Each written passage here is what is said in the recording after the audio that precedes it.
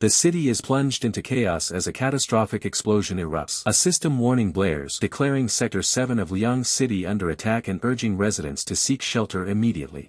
Fiery projectiles rain down from the sky, accompanied by a single, piercing blue energy shard as the system reiterates its urgent warning for Liang City. The luminous blue energy projectile descends with blinding speed, its sharp edges glowing intensely as it pierces through the darkness. Ling Yun, battered and bleeding from the mouth, is engulfed in a surge of blue energy, his body racked by the immense power coursing through him. A pulsating core, radiating a cold blue light, is enveloped by sinister red tendrils, hinting at a profound and dangerous transformation within Ling Yun. At Liang City No. 1 High School, a vast assembly of students listens intently as a school official declares that only by entering the elite Hongji class can they hope to become martial artists. The red-haired companion, a school official, explains that the placement exam is split into cultural and martial arts assessments with a total score of 750, urging everyone to do their best.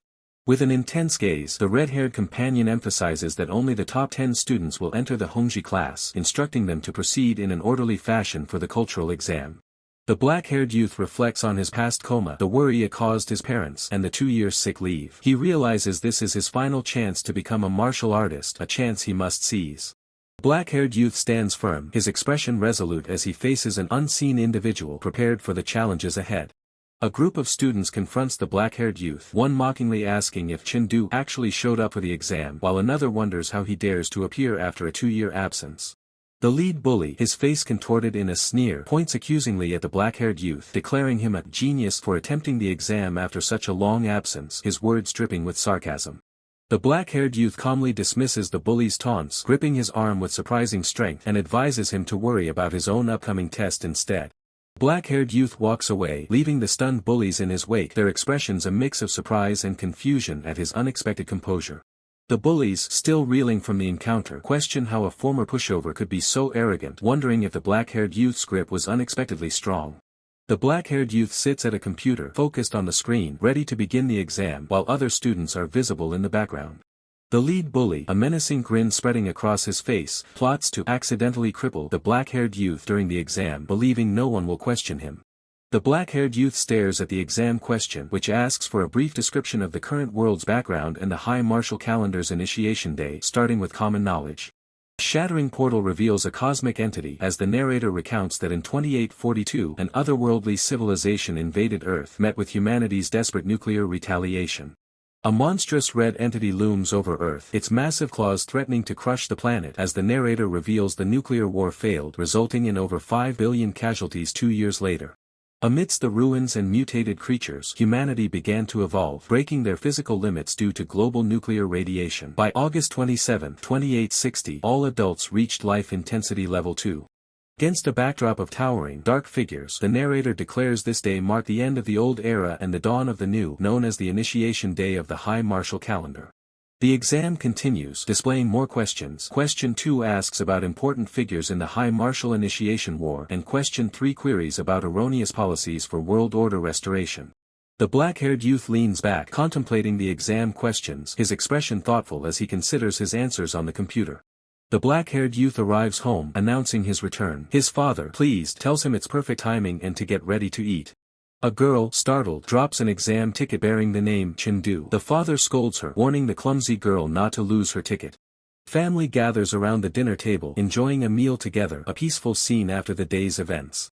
Amidst the family dinner, Ling Yun notices a mysterious black bottle being placed on the table and questions his father about that vitality powder and its origin.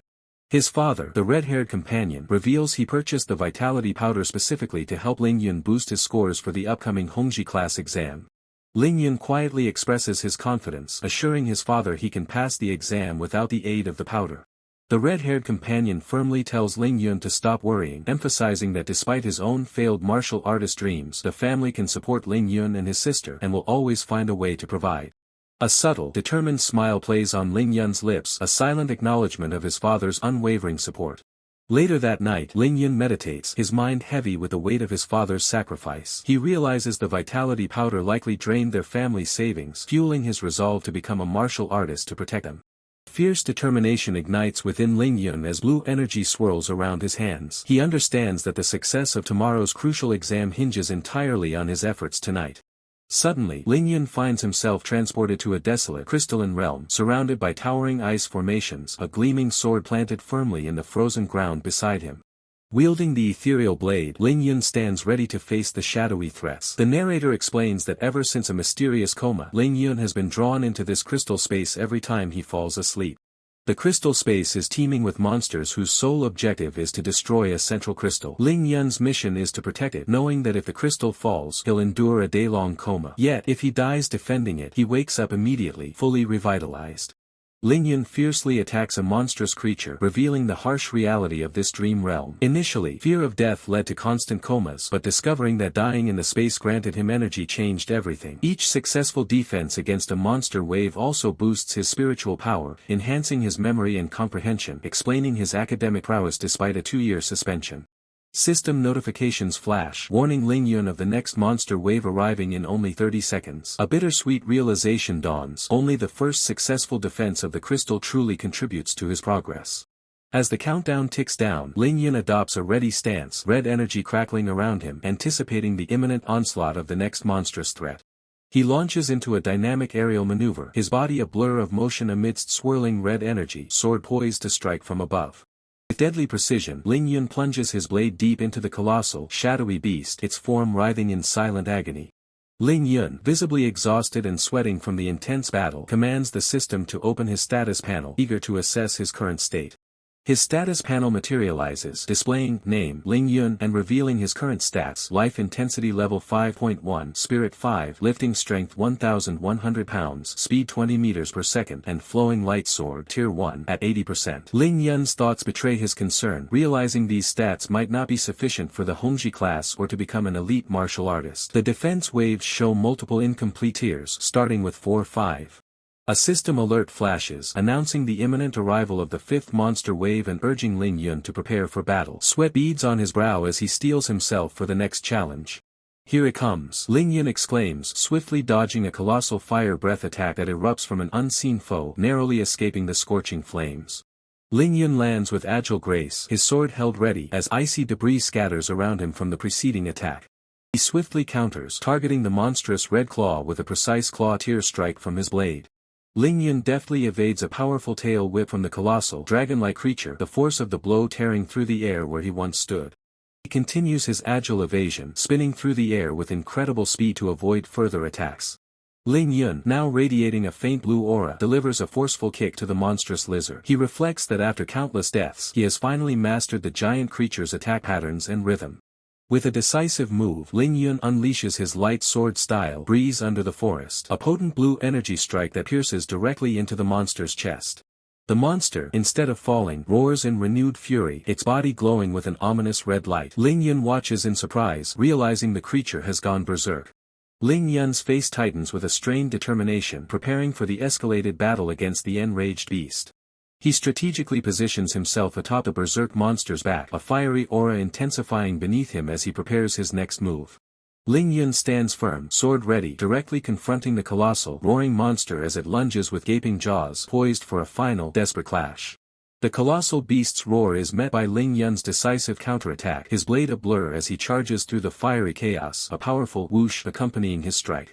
A sharp glint of steel flashes in the dim light as the black-haired youth questions internally, is he going to hurt someone here? Ling Yun senses the immense power, noting that the opponent's sword intent and martial skill level are no lower than his own. Behind him, the red-haired companion expresses shock, wondering how such a crude guy possesses such a high martial skill level. The purple-haired girl, with a piercing gaze, simply states, "Reception." This is Haiqing team member Zhou Xiaogu, a notable presence. With a decisive tone, the purple-haired girl instructs, "Let him register. As for his teammates, consider them forfeited." From the crowd below, exclamations erupt. It's the Sea Princess. Oh my god, she looks even more beautiful in person than in photos. Another voice adds, I saw people online saying she wasn't photogenic. Turns out it's true.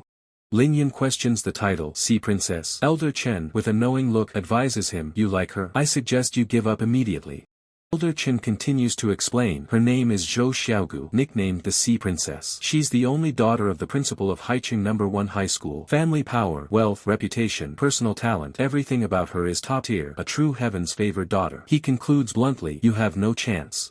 Ling Yun's eyes widen in recognition as he thinks, I've definitely seen this face somewhere before.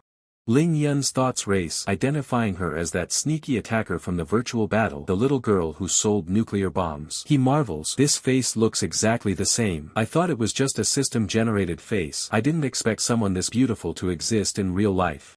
The red-haired companion, noticing Ling Yun's distant gaze, tells him to stop daydreaming.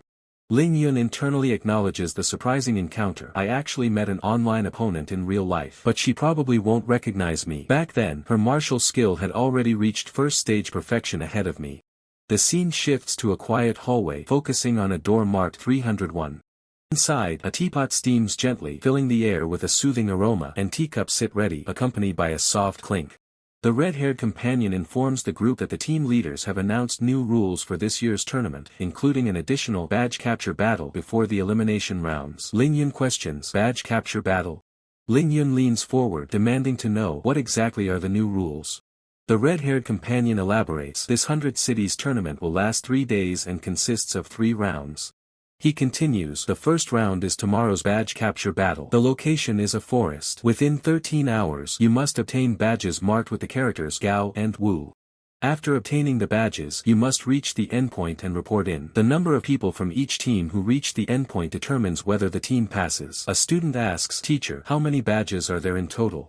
The red-haired companion reveals, there are 50 Gao badges and 50 Wu badges. That means at most only 50 teams can pass. In other words, at least half of you will be eliminated tomorrow. He then outlines the next challenge. The second round is a 1v1 elimination tournament with very little rest time. He continues, 150 participants must determine the top 10 strongest within a single day to enter the third round. Opponents are random, but teammates will not be matched against each other. The black-haired youth expresses immense relief. Luckily I won't have to fight Shindu, that monster. Ling Yun subtly echoes, monster. The red-haired companion explains the third round. The third round is also called the top 10 battle. Reaching this stage already counts as a victory, since the top 10 all receive bonus points and cash rewards. As for whether you can enter the top 3, he continues, that depends on your condition. 3 consecutive days of battle, very little rest, and possible injuries. The one who gets first place might not be the strongest individual among you, but they will definitely be the most well-rounded overall. The red-haired companion interjects, one last thing. He holds up a single finger, signaling the crucial final detail. The red-haired companion sternly declares that killing is strictly forbidden, a rule extending beyond the competition into their entire lives, as their true enemies are alien civilizations. He then issues a grave warning, never to turn their blades against their own companions. Elder Chen continues, explaining that participants will wear specialized suits upon entry, ensuring all life force levels are equalized. He further reveals that team leaders will secretly join to guarantee their safety.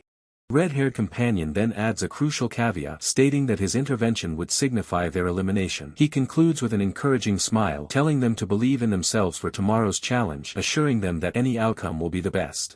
Ling Yun, the red-haired companion, and Elder Chen, along with the other participants, respond with a resounding affirmation, their expressions filled with determination. The scene shifts to an aerial view, showcasing the sprawling urban landscape of Haicheng, specifically highlighting Haicheng No. 1 High School amidst the towering skyscrapers. Standing on a high vantage point, a student in uniform with a sheathed sword looks out over a vast, lush forest, wondering if this truly is their destination. A man introduces himself as Zhou Cheng, the principal of Haicheng No. 1 High School and a key organizer of the 100 Cities tournament, noting that all participants have arrived. Zhou Qing gestures towards the imposing gate, revealing it leads into a unique dimensional rift, a spirit realm formed centuries ago by the collision of 9 planets. He clarifies that this particular realm is the lowest difficulty level 1, known as the Forest of Wolf Spirits. The black-haired youth's eyes widen in alarm, his thoughts racing as he realizes they are entering a spirit realm, an alien space teeming with monsters and devoid of human life. Amidst the crowd, a student with a sword strapped to his back listens intently, his gaze fixed forward as the implications of entering a spirit realm sink in. Zhou Qing reassures the students, asserting that this alternate space is incredibly stable. He emphasizes its safety, stating it was personally certified by Ryan, the world's 3rd strongest warrior and founder of the Martial Artists Association. With a grave expression, Zhou Qing issues a stark warning. Despite the assurances, this trial carries a very real risk of death, urging every participant to prioritize their safety above all else. Zhou Qing points directly at a young man named Musashi, warning him that his strength will not grant him independence. Suitable teammates will be assigned. Musashi scoffs, clearly annoyed by the directive. Ling Yun observes Musashi from the side, a thought crossing his mind that the lone warrior seems to harbor a general annoyance towards everyone around him. A system notification flashes confirming iris recognition passed, indicating a crucial step in the entry process has been completed. A commanding instruction appears: prepare to enter the forest of wolf spirits. Through a shimmering portal, a large assembly of students can be seen, ready for their descent. From above, the students are seen gathered within a vast, intricate magic array shimmering with blue light, its complex patterns illuminating the ground beneath them. Zhou Qing explains that the spirit realm's true location is a closely guarded secret accessed only via this powerful magic array painstakingly built by their predecessors. He adds that this array also serves as a critical contingency, ensuring safe teleportation out even if the dimensional rift collapses. A system prompt appears, instructing everyone to stand within the magic array, as each group will soon be randomly teleported to one of 1,000 designated transfer points within the forest of wolf spirits. Elder Chen and the black-haired youth stand side by side, their expressions a mix of anticipation and readiness as they await the teleportation. The magic array pulsates with increasing intensity, a system notification declaring preparing to activate as crackling energy surrounds the assembled students. A blinding flash of light erupts from the array, engulfing the students as the teleportation sequence violently activates, whisking them away.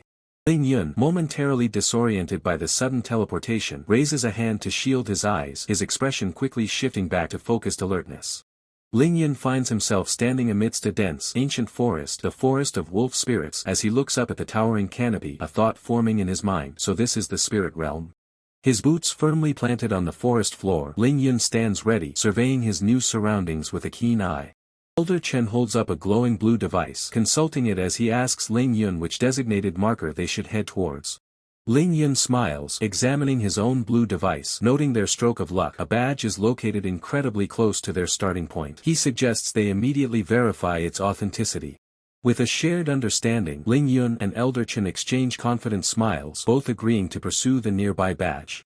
The tranquil forest conceals a towering stone pillar, its dark, small window hinting at the secrets within, a silent sentinel in the misty depths. Suddenly, a sharp impact shatters the silence as a small, dark badge is forcefully ejected from the pillar's window, rocketing into the air with a distinct whoosh sound. The pillar's face transforms, its window replaced by a luminous blue enter button, beckoning interaction within the quiet, misty surroundings. A determined hand extends, its finger poised to activate the glowing blue enter button, the subtle energy patterns on its surface rippling with anticipation. Ling Yun, a satisfied smirk on his face, remarks to red-haired companion that he had expected most markers near the starting point to be fake, only to discover a genuine badge here. Red-haired companion, equally pleased, suggests they move on to pick another. A sudden, sharp glint of alarm flashes across Ling Yun's eye, his pupils contracting as a wave of intense vigilance washes over him. Red-haired companion's eyes widen in terror as he bellows a frantic warning: watch out. Two menacing spears violently strike the ground mere inches from Ling Yun and red-haired companion, who stand frozen in shock, narrowly avoiding the sudden ambush. The ground between the combatants shatters as three sharp projectiles embed themselves, a testament to the sudden, close-quarters aggression. The scene shifts to the High City No. 1 High School Auditorium spectator area, where young Feng observes the unfolding events with a stern expression. Ling Yun turns, a confident smirk playing on his lips as he challenges his unseen assailant, asking if they truly believe they can eliminate us. Just you. A booming voice echoes with absolute conviction, declaring, what's strong isn't the city, it's me, Li Yuan, the man destined to become the Spear King of Kun City. Shrouded in shadow, Li Yuan lunges forward with terrifying speed, his eyes burning with a malevolent red glow, enveloped by a pulsing purple aura. Red-haired companion, eyes blazing with defiance, challenges Li Yuan to come and give it a try, while Elder Chen stands beside him, his expression grim beneath the shadows. Ling Yun's profile reveals a focused and resolute expression, a faint purple aura hinting at the power stirring within him as he prepares for the coming conflict. Surrounded by a swirling azure aura, Ling Yun declares his intent to handle the fight himself, telling Elder Chen and red-haired companion, leave it to me, I'll do it alone. Ling Yun activates his formidable technique, Dream Art, third stance, boiling the loot and burning the crane. With a rapid whoosh, torrents of potent purple energy erupt, slicing through the air with devastating force, a direct manifestation of Ling Yun's activated skill. Ling Yun's hand clenches around his weapon with immense force, veins bulging as a subtle purple aura emanates from his grip, signaling the full exertion of his power. Ling Yun's hand clenches around his weapon with immense force, veins bulging as a subtle purple aura emanates from his grip, signaling the full exertion of his power. He questions internally, everyone's life intensity is level 5, how is he so strong? His eyes glow with fierce determination as he analyzes his formidable opponent. This guy named Li Yuan, his martial arts level should be at the limit of tier 1 high stage, no wonder he's so arrogant. But the other two are far behind. The surge of inner power, Ling Yun activates a powerful skill, level 9 mental power attachment, coating his weapon in shimmering golden and blue energy particles. Ling Yun's attack explodes forward in a devastating wave of purple and blue energy, sending an opponent flying backward with immense force. The sheer impact elicits a shocked cry of "What?" from the defeated foe. He follows up with a flowing light sword art first stance, painting the ground as a prison, creating a swirling vortex of blue energy that engulfs and traps his adversaries. Impact is brutal as one opponent is sent reeling backward, a scream of agony escaping his lips as Ling Yun's relentless assault continues. The force of the blow drives a spear deep into the ground, its tip quivering from the sheer power as footsteps recoil from the impact. 3 opponents lie defeated on the ground. Li Yuan struggles to his knees, clutching his spear, and curses in frustration. Damn it, how is his sword heavier than my spear? Ling Yun stands tall, his back to the viewer, observing the defeated Li Yuan, who remains defiant even in his weakened state. Ling Yun's gaze sharpens with resolve, deciding to target the strongest opponent. He activates the flowing light sword art second stance, golden drums, preparing for another devastating strike. A sharp, metallic sound rings out as Ling Yun's weapon connects, the force of the golden drum stance echoing through the air. Teacher Lin Bei, a man in a white suit, observes Ling Yun's technique, commenting on its sheer power, a very powerful sword strike. Despite his defeat, Li Yuan, still clutching his spear, shouts defiantly at Teacher Lin Bei, insisting, "Teacher Lin Bei, I can still fight." Teacher Lin Bei dismisses Li Yuan's plea, explaining his defeat. "No, you've lost." Being able to tear your clothes means his attack power has reached that of a level 7 life intensity. Teacher Lin Bei continues, emphasizing Ling Yun's overwhelming strength. Even if you had blocked that sword strike just now, you wouldn't be able to block the second one. Let's go. Li Yuan glares, his face etched with frustration and a hint of anger, unable to accept the reality of his defeat. Ling Yun's red-haired companion bids him farewell, expressing his anticipation. "I'm leaving, Ling Yun. I look forward to your performance in the finals." Li Yuan, standing firm, calls out to Ling Yun, acknowledging his strength. "Hey, tell me your name." "I, Li Yuan, rarely submit to anyone, but you're one of them." Ling Yun turns back, a confident smirk playing on his lips as he declares his ambition. "The day after tomorrow, first place will be my name." The scene shifts to the grandeur of the High City No. 1 High School auditorium where the tournament is taking place, with spectators filling the seats. 2 officials gloat over their victory, one mockingly offering to book a plane ticket for Old Chow as he laughs triumphantly. Nearby, 2 other officials, Old Zhou and Mayor Chu, discuss the impressive number of Tier 1 martial artists. Old Zhou, addressing Mayor Chu, states, "That's not right, Mayor Chu. It's still 3. A surprised spectator questions the strategy of some participants. Why are they moving towards the moon mark representing the exit after getting just 1 badge? They'll be directly eliminated, right? The narrative transitions to a new location, the tranquil yet ominous Forest Wolf Woods, setting the stage for new challenges. Black-haired youth expresses shock, asking Elder Chen, "What? You plan to take out that Wuzong here?" Elder Chen responds with unwavering confidence, stating, "To be blunt, with my strength, getting 2 badges isn't difficult." Ling Yun's eyes burn with fierce resolve, his ultimate ambition clear. "But I want to win the championship." With Ling Yun's championship ambition set, his red-haired companion reveals his own fierce resolve, declaring that first place is more than just prestige, he desperately needs the 1 million prize money to survive. The black-haired youth then steps forward, promising a simple explanation that will clarify everything regarding their strategy. He identifies the seeded players, Zhou Xiaogu and Chu Zhongtian from the High City team and Wu Zong from the Lu City team. He emphasizes the High City team's formidable strength, proposing that their best chance lies in ambushing Wu Zong to increase their odds of victory. Ling Yun questions the strategy, asking if they are inadvertently aiding the High City team by eliminating a major opponent. But the black-haired youth quickly corrects him, explaining that failing to eliminate Wu Zong now could prevent him from even reaching the top 3. The black-haired youth clarifies the rules. While all 4 of them could logically advance to the second round, team members are prohibited from facing each other in that stage. He then reveals a crucial detail: High City is the host, implying a rigged system designed to specifically pit him against Wu Zong and ensure High City's team members, Xiaogu and the purple-haired girl, advance smoothly. A close-up of the black-haired youth's eyes reveals the depth of his concern and calculation as he grapples with the unfair implications of the competition. He continues to explain the dire situation. Regardless of who wins between him and Wu Zong in the second round, they would then be forced to consecutively fight two members from the High City team in the third round, highlighting the stacked odds. Ling Yun, outraged by the revelation, exclaims that such arrangements are nothing short of under-the-table manipulation, calling the entire situation incredibly dark. The black-haired youth acknowledges the unfairness to his teammates, admitting he cannot guarantee a win against Wu Zong and that failure would mean elimination in the first round. His red-haired companion, however, calmly accepts their limited strength, stating their primary goal is merely participation. Ling Yun then presses the black-haired youth, asking how he plans to locate Wu Zong in the vast arena.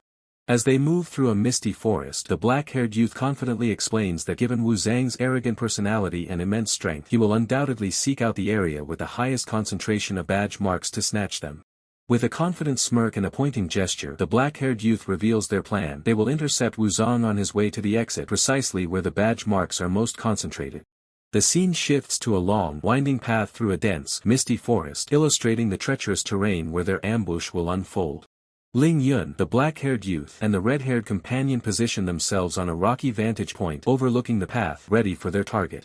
From their elevated position, they observe a fierce battle below. Two figures are locked in combat with a monstrous, red-glowing creature, while a third female figure stands nearby. A close-up on a wide, shocked eye reveals the immediate impact of the terrifying sight below as one of the observers reacts with intense surprise. Ling Yun internally exclaims in disbelief, recognizing the monster as a BB wolf, a creature from the crystal space, questioning its impossible presence in their current realm. Black-haired youth's eyes widen in a moment of profound realization, wondering if all monsters from the crystal space actually originate from the spirit realm. The purple-haired girl, weapon in hand, shouts in frustration, blaming Wu Zong for the chaos unfolding around them as a shadowy figure looms in the background. A blinding red energy blast rips through the air, striking a figure with immense force, sending them reeling amidst a flurry of motion lines. The monstrous BB wolf lets out a terrifying roar, its red eyes glowing menacingly as it lunges forward, ready to unleash another devastating attack. Suddenly, a powerful blue energy surge erupts, slicing through the darkness with incredible speed and precision, hinting at a new intervention.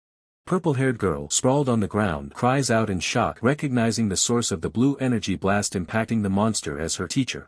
A mysterious male figure, emanating a powerful blue aura, stands silhouetted against a brilliant light, having just unleashed a decisive blow. Ling Yun, with a confident smirk, turns to the side and asks if anyone has seen Wu Zong, having just overheard his name amidst the chaos. Ling Yun, his gaze sharp, observes two figures in the distance, one supporting the other, a clear sign of exhaustion or injury amidst the dense, misty forest. A group of students, including the red-haired companion, recount their desperate flight, revealing they were chased by a monstrous entity despite their teacher's instructions to retreat if they encountered Wu Zong. Ling Yun, processing this, demands to know the exact battle location. A hand shoots out, pointing emphatically into the shadowy depths of the forest, indicating the direction of the unfolding conflict. Ling Yun, his expression thoughtful, internally questions why Wu Zong would be in an area devoid of badge marks, a detail that immediately raises his suspicion. His internal monologue continues, acknowledging the unusual circumstances. He deduces that if the reports are true, Wu Zhang's stamina must be critically low, presenting a rare and opportune moment. Ling Yun turns, his form now crackling with a vibrant blue aura, signaling his readiness to engage and seize the advantage. With a decisive command, Ling Yun leads the charge, bolting forward with his companions, including the red-haired companion and the black-haired youth, into the shrouded forest. The trio sprints through the dense woods. The red-haired companion exclaims their luck at finding exactly what they needed, while Ling Yun turns to the black-haired youth, asking for his battle plans. The black-haired youth, with a serious expression, points a finger and issues a stern warning. No one is to act rashly upon arrival, as he senses an ominous presence, demanding his commands be followed without question. The red-haired companion, standing beside the black-haired youth, simply acknowledges the command with a concise, firm "okay." The three continue their relentless sprint through the eerie, mist-shrouded forest, glowing leaves drifting down around them, adding to the unsettling atmosphere. A terrifying close-up reveals a monstrous maw with razor-sharp teeth and a glowing red eye, a clear sign of the impending danger that lurks within the woods. A foot slams down, kicking up dust, as the text box labels the treacherous area, Forest Wolf Woods, confirming the nature of their deadly destination. The trio pauses, looking around in confusion. The red-haired companion voices his concern, wondering if they took a wrong turn, as Wu Zong is nowhere in sight despite their long journey. Ling Yun scans his surroundings with suspicion, while the black-haired youth intently checks a device, confirming their location and the growing dread. Ling Yun's eyes narrow in grim realization, a bead of sweat trickling down his temple as he declares with chilling certainty that they have been tricked. Behind them, terrifying, shadowy figures of beast wolves emerge from a blood-red haze, their glowing eyes fixed on the group. The red-haired companion, his face contorted in fear, cries out to the black-haired youth, demanding to know what these creatures are. The black-haired youth, his expression grim, reveals the half-truth. Wu Zong is not on this path. He surmises that the previous group saw their badges and deliberately misled them into this wolf den, intending for the beast wolves to eliminate them before claiming their badges. As more beast wolves materialize, their forms wreathed in menacing red energy, the red-haired companion exclaims in shock that there are 20 of them, labeling it a true wolf den. The black-haired youth, observing the trap, identifies it as a classic drive the tiger to devour the wolf strategy. Ling Yun, his eyes glowing with fierce resolve, prepares for battle. The black-haired youth issues critical combat instructions: avoid bleeding at all costs, as the wolves go berserk at the sight of blood, and focus attacks on their spiked claws. A foot descends with blinding speed, striking the ground, initiating the brutal engagement against the horde of beast wolves. Ling Yun unleashes a devastating strike, his glowing blue blade cleaving through the air with immense power, directly impacting a monstrous beast wolf. External observers react in shock, exclaiming that the Liang City team has blundered directly into a deadly wolf den. Ling Yun continues his fierce assault. The observers further speculate that the team's blind navigation led them to this certain elimination, lamenting that only senior sister Zhou from High City could possibly contend with 20 native wolves. Two stern-faced men in suits watch the events unfold. One expresses disbelief at the turn of events, questioning if the black-haired youth and his companions will be eliminated so early, while the other sighs, anticipating their early departure. A distinguished man in a suit sits composedly as an unseen speaker asks him about the 3 kids who've stumbled into a medium-sized wolf den, inquiring about their chances of survival. The distinguished man, with a somber expression, states their chances are less than 10%. The questioner responds with shock at such a low probability. The distinguished man's inner thoughts are revealed. This inaugural badge snatch battle was specifically designed to make these young geniuses experience true devastation. His thoughts continue, emphasizing the harsh reality that while their cities appear prosperous, the outside world is ravaged by monsters, and these aspiring martial artists need to confront this devastation head-on. Another man questions if avoiding the wolf dens entirely would prevent such encounters. The distinguished man explains that all badges are strategically placed behind seemingly safe wolf dens, ensuring that students who blindly follow navigation will inevitably pass through them. The instructor, a distinguished man, clarifies that encountering BB wolves isn't entirely detrimental. He explains that if students only face a few, they possess the innate ability to protect themselves.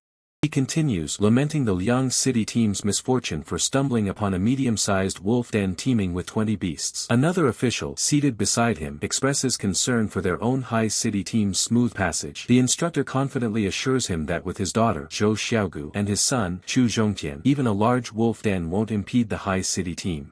Amidst a swirling blue aura, Ling Yun stands, a dark, powerful figure. He observes the aftermath of an attack, a purple and black energy dissipating, and dismisses the opponent as too weak to withstand a single blow. Ling Yun moves with lethal grace, his body engulfed in a torrent of blue energy, his sword poised for a devastating strike. Standing resolute in a grim, desolate landscape, Ling Yun faces an unseen threat framed by jagged, dark forms that hint at the lurking danger. A red impact effect flashes above him.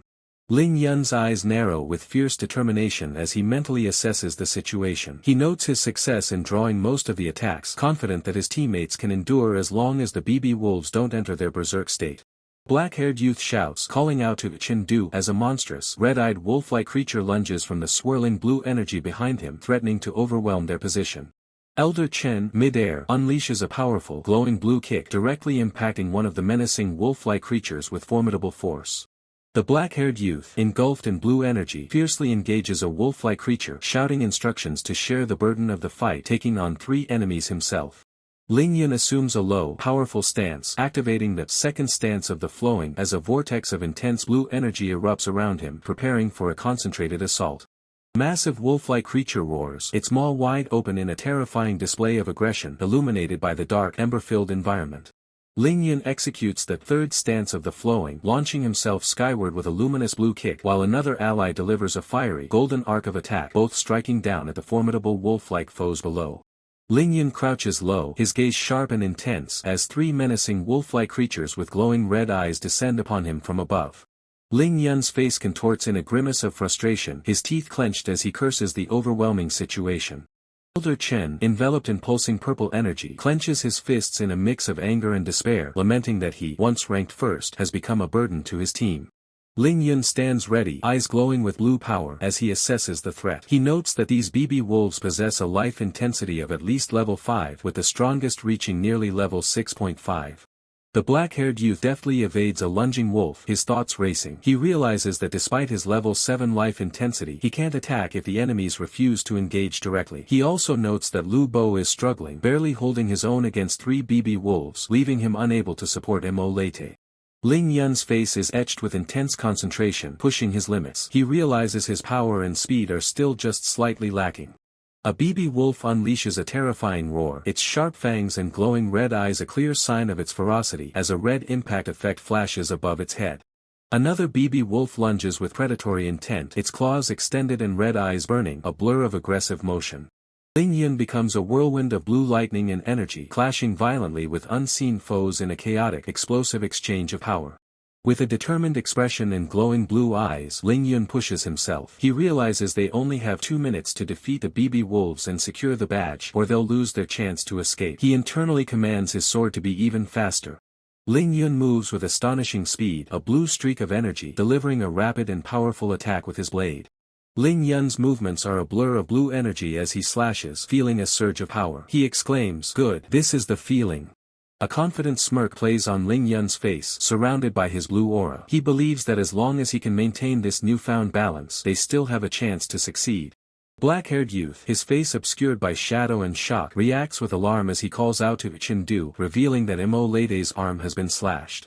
Elder Chen stands isolated and cornered, dwarfed by 2 towering, menacing wolf-like figures that loom over him. Elder Chen's face is racked with distress and regret, sweat beading on his brow as he clenches his fists, uttering a desperate apology. With a desperate urgency, red-haired companion yells that their foes are about to enter a berserk state, urging everyone to leave immediately. Elder Chen's face remains etched with a profound distress, the weight of the situation pressing down on him. Ling Yun, caught in the swirling pink energy, lets out a strained but, as if protesting the desperate command. Below Ling Yun, a shadowy, monstrous form with glowing red eyes surges upwards, its raw power distorting the air around it. Blue lightning crackles violently as Ling Yun maneuvers through the air, narrowly evading the monster's electrifying lunge. Ling Yun rides atop the monstrous beast as it unleashes a devastating burst of freezing energy, pushing back against an unseen force. Ling Yun, gripping his sword, declares his intent to stay and hold off the enemies, confident he won't die as Instructor Ling is hidden. He adds that this is their only chance to advance to the next round. Ling Yun forcefully pushes red-haired companion, shouting "Go!" Red-haired companion, acknowledging the futility, responds, "We can't hold him back. Let's go." Ling Yun stands firm with his sword as the narrator explains that BB wolves in their berserk state gain significant speed and strength but lose reason, instinctively attacking the closest living thing. A confident smirk plays on Ling Yun's lips as he declares he's faced berserk BB wolves in the crystal space before, deeming this encounter a perfect refresher. Berserk BB wolf roars, its muscular form radiating a menacing red aura, flanked by 2 other shadowy beasts. Ling Yun stands his ground as the berserk BB wolf charges, a blur of red energy, ready to collide. The clash is immediate and violent, Ling Yun's glowing blue sword meeting the BB wolf's crimson claws in a shower of sparks. Gritting his teeth, Ling Yun realizes the immense power of his opponent, exclaiming, "Level 7 life intensity." The intense battle is broadcast live, with Ling Yun's struggle displayed on a large screen in the Haicheng No. 1 high school auditorium.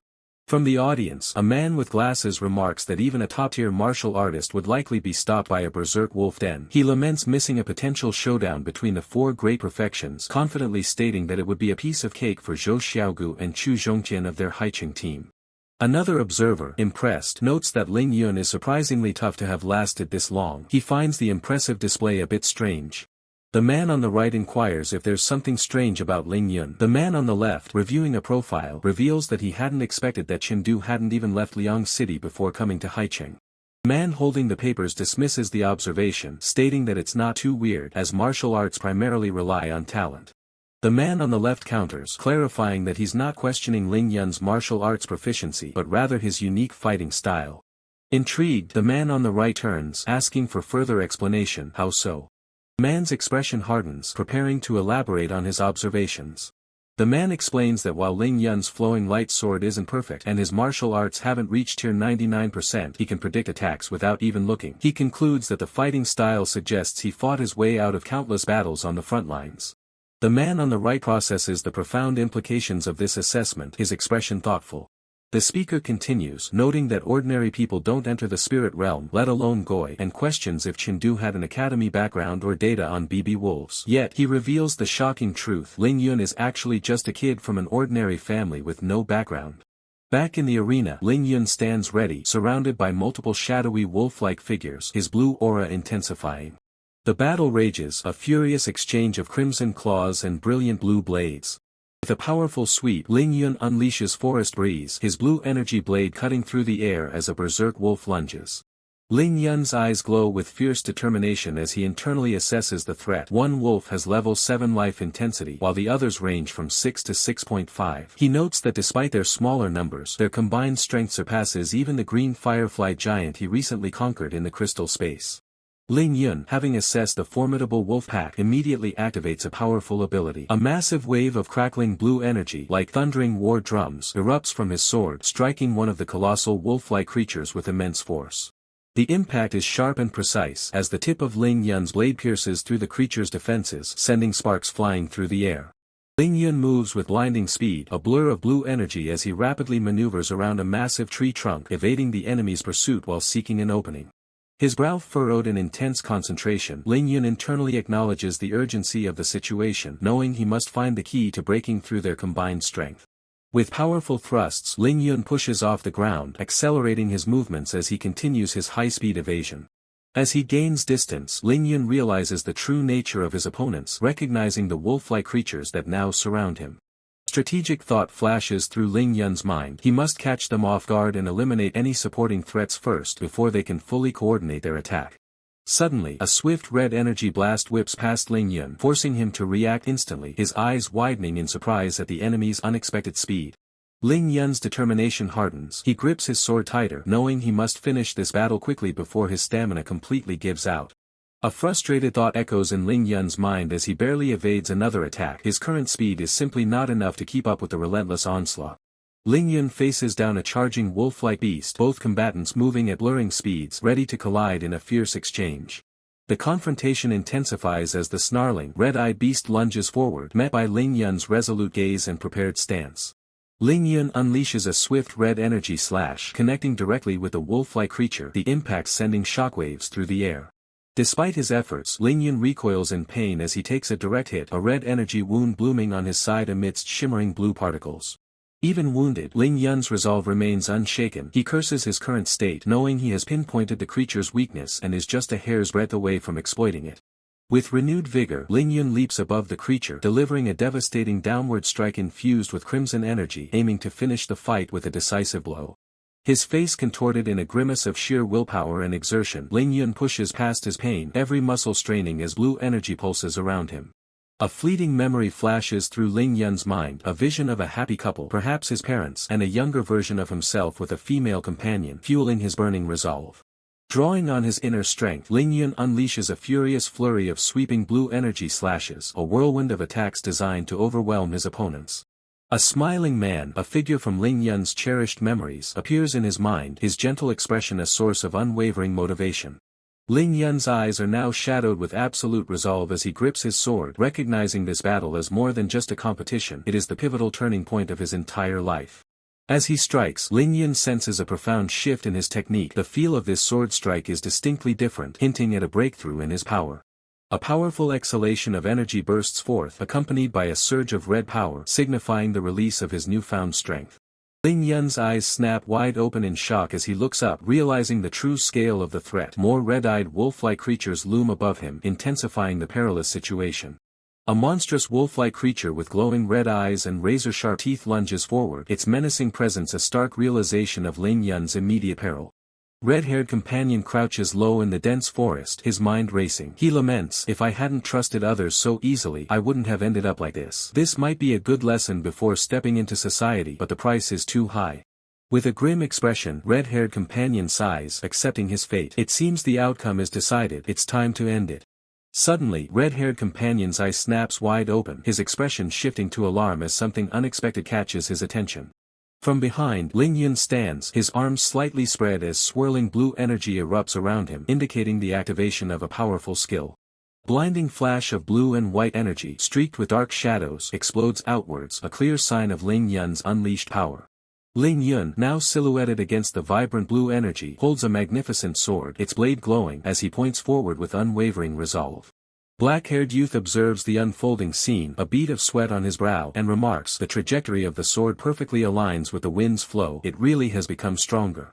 A close-up reveals the elegant design of the sword's hilt, a purple grip leading to a golden guard adorned with a shimmering blue gem. Black-haired youth strides forward with purpose, the gleaming sword held casually by his side, his gaze fixed ahead. Amidst a futuristic city backdrop, black-haired youth stands empowered, blue lightning crackling around him and his sword, his eyes glowing with intense energy. Young Feng, visibly surprised, exclaims, Chengdu from your school actually had a martial arts breakthrough now. His martial arts level is the same as ours now. Both are at tier 199%. Elder Chen thoughtfully considers the situation, remarking internally, logically speaking, the intensity of a medium-sized wolf den would cause even a student with a tier 199% martial arts level to lose due to physical exhaustion. Young Feng, with a stern expression, notes, the power of Chengdu's flowing light sword art seems a bit too great, it doesn't look like the strength and speed of tier 199%. One observer suggests mental power attachment. Furthermore, I suspect his mental power might be approaching level 10. Young Feng responds in awe, level 10. This Chengdu is incredible. He has the potential to become a soaring martial artist. Elder Chen continues his analysis, explaining, having such mental power for the prospective martial artist stage is indeed remarkably high. Once it reaches level 10, a qualitative change will occur, and the soul will become a martial soul. But he might not necessarily reach level 15 in the future. Moreover, a tier 100% martial arts level is one of the 3 major conditions for a soaring martial artist, which is also a significant threshold. Young Feng chuckles, telling Elder Chen, ha ha ha ha, you're still as strict as ever. In my eyes, this Chengdu is already extremely outstanding. A voice from the observing crowd exclaims, look, why did the Mi City team, who was just saved by the Liang City team, come here? An observer reveals, I've been paying attention to the Liang City team, it was the Mi City team that pointed the way for them. Another reacts in shock, holy crap, no wonder the Liang City team inexplicably headed in the direction of the wolf den. A female observer questions, Zhang Shuai, are you sure we can really get the Liang City team's badges smoothly? Zhang Shuai confidently replies, relax. Even if they are strong, they can't deal with so many beast wolves. The team leader will definitely intervene and kill them all to save the students. He elaborates, the team leader's intervention means an automatic elimination, and according to the rules, eliminated participants must leave their badges behind. With a predatory grin, Zhang Shuai reveals, the badges have no tracking, and right now, there are no other teams or beast wolves here. Zhang Shuai tosses a small blue badge into the air, his face partially obscured by shadow as he declares, it's just us, who are about to collect 2 badges. With a malicious grin, Zhang Shuai holds the blue badge between his fingers, triumphantly stating, we're finally here. Ling Yun feels a prickle of unease, a sense that something is amiss. Red-haired companion, pointing emphatically, declares that the badges must be in that direction. Indeed, a blue badge rests atop the massive, defeated form of a beast wolf, the ground around it stained crimson from a brutal battle. As Xiaogu, the purple-haired girl, and a dark-haired companion traverse the forest floor, littered with the fallen forms of numerous beast wolves, the narrator observes that the teacher of the Liang City team has demonstrated impressive power, single-handedly eliminating all these formidable creatures. Ling Yun surveys the scene, acknowledging the clear signs of a massive battle, yet a nagging feeling persists that they have overlooked a crucial detail. A sudden, sharp realization flashes across Ling Yun's eyes, his expression widening in shock. Red-haired companion, utterly bewildered, exclaims that it seems impossible for a single individual, even someone named Chengdu, to have single-handedly defeated all these beast wolves. With a swift, decisive motion, the dark-haired figure deflects a powerful blue energy blast, the air crackling with residual force. Ling Yun and a female companion recoil, their faces etched with shock as the dark-haired figure stands before them, an aura of power radiating outwards. The black-haired youth pushes through the dense undergrowth, his gaze fixed, emerging from the shadows accompanied by other figures. With a confident smirk, the black-haired youth challenges his opponent, demanding to know how they managed to discern that his group had not been eliminated. Ling Yun explains his reasoning, stating that due to the severe wounds, all team leaders are strictly prohibited from carrying any weapons. He continues, asserting that an unarmed team leader would be utterly incapable of slicing open these formidable beast wolves. The fierce, bloodthirsty visage of a beast wolf snarls, its crimson eyes glowing with predatory intent, emphasizing the sheer power required to defeat such a creature. The narrator reveals that teacher Ling, despite using various weapons during martial arts classes, has a secret. Ling Yun, deep in thought, realizes he still doesn't know what weapon teacher Ling truly uses, an oversight that means he must proceed with extreme caution. The black-haired youth stands confidently over a glowing blue system box, making a dismissive gesture as Ling Yun watches him intently from across the clearing. Standing tall, the black-haired youth has a sudden epiphany, realizing that Chengdu's true objective in the 100 Cities Hegemony Tournament is to challenge Wu Zhang. Ling Yun, holding a holographic map, explains that they encountered Wu Zhang's team heading in the opposite direction. Their target was the star mark behind them, but they were waylaid by beast wolves midway. Ling Yun ponders the situation, realizing that if Wu Zhang's team encountered wolves midway, the straight-line navigation provided by the officials must be flawed. Ling Yun asserts that while the target may no longer be in his original position, he is certainly in close proximity to the star mark. A sharp, sudden sound causes the dark-haired figure to flinch, his head snapping to the side in surprise. The dark-haired figure glares, his voice laced with fury as he exclaims, "Damn it, you want us to?" Ling Yun stands in profile, his expression calm and collected, a subtle smirk playing on his lips, hinting at his unwavering resolve. As Ling Yun walks away, a sword now in his hand, he sarcastically thanks his stunned opponent for their earlier kindness in pointing the way. The dark-haired figure, aghast, can only manage a choke you. A blinding flash of light and a whooshing sound mark the swift, powerful impact of an unseen attack. Ling Yun maintains his calm demeanor as the dark-haired figure stumbles, clearly struck by the attack, while the purple-haired girl lies fallen nearby. The injured opponent grudgingly exclaims, "Good kid." An older man, his face etched with stern disapproval, raises two fingers as he vehemently declares that to go back on one's word is to possess no martial ethics. The air hangs heavy with the older man's stern judgment, his words echoing through the hidden thicket where red-haired companion and Ling Yun listen intently. Red-haired companion's brow furrows in confusion, while Ling Yun's expression remains unreadable, absorbing the weight of the declaration. From the depths of the foliage, red-haired companion challenges the unseen speaker, questioning their assertion that others lack martial ethics. Ling Yun, observing the scene, internally dismisses the situation, recognizing the opponent as merely the Mi City team leader, a challenge he deems insignificant. Ling Yun surveys the clearing, realizing with a sharp insight that their opponents possess the coveted martial character badge. Ling Yun, a determined glint in his eyes, deduces the opponent's scheme, recognizing it as a perfect opportunity to seize both badges. Red-haired companion eyes Ling Yun with concern, questioning if he truly intends to challenge the formidable Wu Zhang in his current fatigued state, a holographic map glowing faintly on Ling Yun's wrist. A powerful figure, the black-haired youth, stands amidst a vibrant, neon-lit cityscape crackling with raw lightning energy, his gaze sharp and unwavering. The screen displays the series title, rendered in bold, dynamic Chinese characters, hinting at an epic tale of martial prowess and hidden talents. Ling Yun, with a focused intensity, directly asks red-haired companion if he still intends to confront Wu Zhang given his current condition, as the holographic map glows between them. Ling Yun firmly states his decision, admitting his stamina and mental power are severely depleted. He explains that facing a top-tier expert like Wu Zhang is impossible, and even a less formidable opponent could prove a tough battle. Ling Yun's gaze hardens as he reveals his prior confirmation of Wu Zhang's location, a move designed to avoid perfect-level experts. He expresses surprise at their unexpected fortune in collecting all the badges. Through a dense, misty forest, a determined figure carries an exhausted companion, their progress a desperate dash against the clock. Ling Yun's hand grips the glowing holographic map as he issues a decisive command. They must proceed directly to the Moon Mark to submit the badges and conclude the first round of the competition. Ling Yun's finger precisely traces a path on the holographic map, directing his companion to follow the indicated route. Red-haired companion questions the chosen path, asking why they are taking this particular route. Ling Yun confirms it's a necessary detour, his expression resolute. Past observation reveals suspicions about the competition's rules. The ease of badge collection and the scripted randomness of locations led to a belief that they were being tricked. Ling Yun recalls Wu Zhang's intended target, the star mark, and his encounter with beast wolves midway. He then connects the dots, finding the word midway particularly intriguing. Ling Yun's eyes widen, a sudden realization dawning on him as he processes the implications of their journey. Red-haired companion's face is grim as he voices a critical insight. The true peril in collecting the badges lies not at the final destination but within the treacherous journey itself. Ling Yun, his gaze fixed on the holographic map, explains his strategic deduction. The forest wolf woods is a meticulously designed trap. Avoiding wolf dens by taking routes with closer star marks is safer, but it drastically increases the chances of clashing with rival teams. Ling Yun reflects on the competition's cunning design, realizing that only teams of immense strength or incredible luck will ever reach the moon mark, even with 2 badges in hand. Above him, ominous red demon symbols and strategic markers highlight the perilous path. Ling Yun's expression hardens with resolve, declaring that until they successfully complete the entire assessment, there can be no moment of rest or complacency.